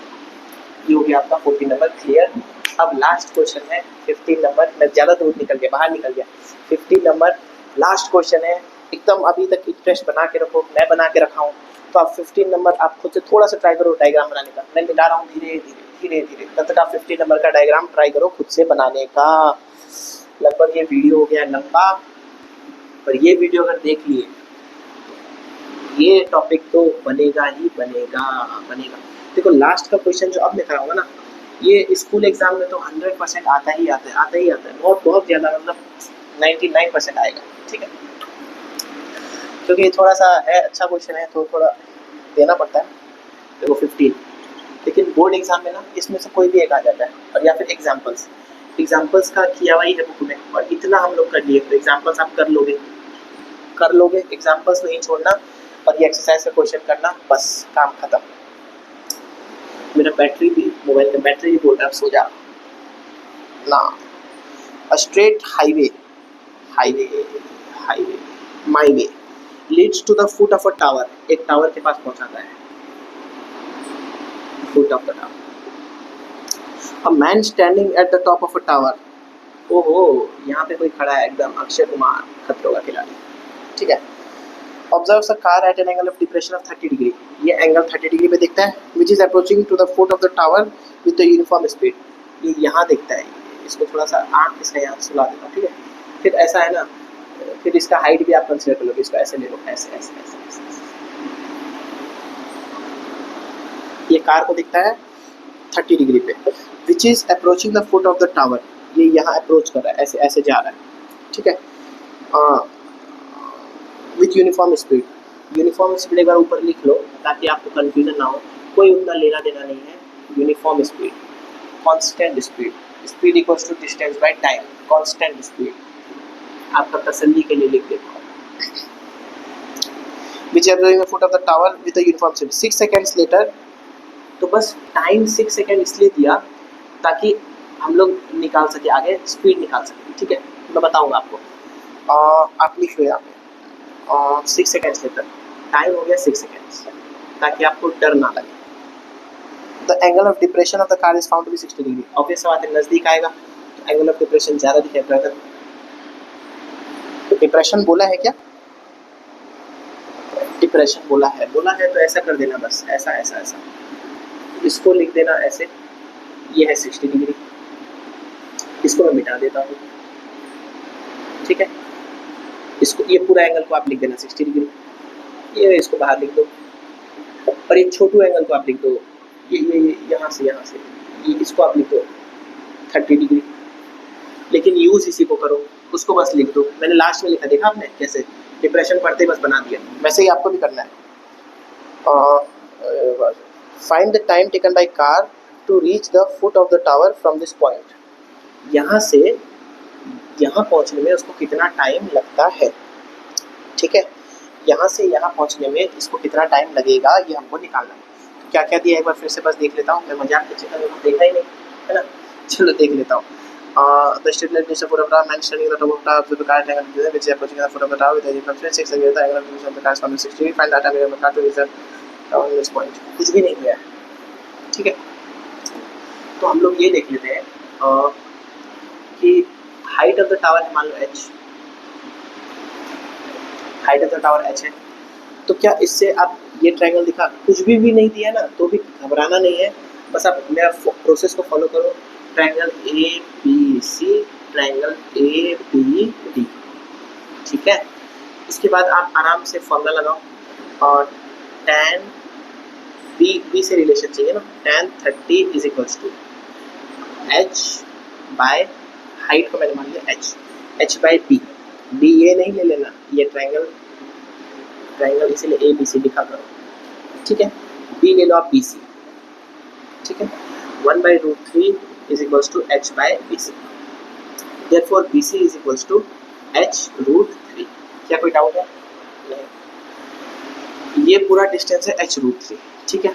अब आप लगाओ इसमें ट्रायंगल, ये थोड़ा सा क्वेश्चन अच्छा है इसलिए मैंने आपको बोला था, in triangle A B tan 60 is equals to b by bd, ठीक है। tan 60 को आपने बोला √3, तो आपका BD कितना आ गया, BD आ गया h बाय √3, ठीक है। इसको आप थोड़ा सा सिंप्लीफाई कर लो, रैशनलाइज कर लो, तो ये हो गया आपका h√3 बाय 3, ये आपका आ गया BD, और ये आपका आ गया BC, ठीक है। अब एक चीज़ देखो, इसने क्या बोला कि ये डिस्टेंस ट्रैवल करने में उसको टाइम लग रहा है 6 सेकेंड, याद दिया था ना, time is equal to 6 second. ये डिस्टेंस ट्रैवल करने में उसको टाइम लग रहा है 6 सेकेंड। यहाँ से इसको यहाँ पहुँचने में कितना टाइम लगेगा, इसने ये पूछा है, ठीक है। क्या मैं इसको शॉर्टकट में बता दूँ? शॉर्टकट में बता देता हूँ। BC कितना है, h√3, BC कितना है h√3, ठीक है। और BD कितना है h√3/3 इस टोटल डिस्टेंस का 1/3, इस टोटल डिस्टेंस का 1/3, ठीक है। तो इसको, और ये डिस्टेंस कितना हो जाएगा, इस टोटल डिस्टेंस का 2/3, ये 1/3 है तो ये डिस्टेंस हो जाएगा, या फिर निकाल लो सी डी हो जाएगा आपका, सी बी, मैं वैसे डायरेक्ट कोशिश कर रहा था बताने का पर ठीक है, बी डी, तो सी बी है आपका h√3 माइनस h√3/3, एलसीएम ले लो 3, या 3 मल्टीप्लाई होगा 3h√3 minus h√3 which is 2h√3/3 हुआ। तो ये आपका हो गया 2/3, ठीक है, ये आपका हो गया 2/3, ये आपका हो गया 1/3, ठीक है। इससे आपका डबल हुआ ये, क्या ये समझ रहे हो, इस डिस्टेंस से आपका ये डिस्टेंस डबल है, देख लो। वैसे मैं आपको डायरेक्ट भी बता सकता हूँ लेकिन मैं आपको बताना चाह रहा हूँ कैसे, दिमाग से। ये डिस्टेंस से ये डिस्टेंस क्या है, डबल। तो यहाँ अगर 6 सेकेंड लगा तो यहाँ कितना लगेगा, सेम स्पीड से चल रहा है, यहाँ लग जाएगा 3 सेकेंड, यहाँ क्या लग जाएगा 3 सेकेंड। नहीं समझ आया, नहीं समझ आया, चलो ऐसे करेंगे, चलो ऐसे करेंगे, ऐसे करेंगे। Speed is equals to distance by time, ठीक है। और हम लोग गाड़ी का पहले स्पीड निकाल लेंगे, स्पीड निकाल लेंगे।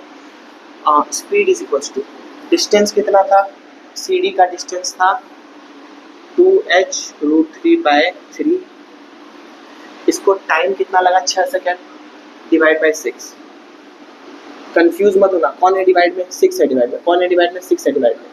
2h√3/3 divided by 6, s is equal to 2h√3 divided by 3 into 1/6, ये नीचे आएगा, बस वो दिखाना चाहता हूँ। स्पीड हो गया गाड़ी का 2h√3/18 हो गया, काटने काट तो 2 1 जा 2 9 जाएगी, तो गाड़ी का स्पीड कितना आया h√3/9। थोड़ा सा कंफ्यूजिंग मुझे पता है आपको लग रहा होगा, लेकिन ये स्पीड डिस्टेंस का जो आ गया ना, इसीलिए थोड़ा सा मुश्किल है। अगर आप मुझे कमेंट करना, मैं आपको और आसान तरीके से समझाऊंगा, हाइट को कुछ मान लेंगे और सिखाऊंगा, ठीक है। गाड़ी का स्पीड आ गया, अब आपको निकालना है कि यहाँ से यहाँ कितना टाइम लगेगा, यहाँ से यहाँ कितना टाइम लगेगा।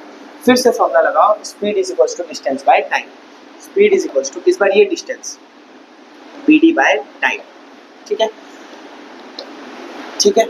स्पीड कितना है गाड़ी का, फिक्स्ड है, h√3/9 into T is equals to, ये डिस्टेंस कितना है बी डी, h√3/3, h√3 से h√3 कट गया, डिवाइड बाय 9 उधर चला गया तो मल्टीप्लाई, 3 1 जा 3 3 जा, कितना आ गया, टाइम आ गया 3 सेकेंड्स, टाइम आ गया 3 सेकेंड।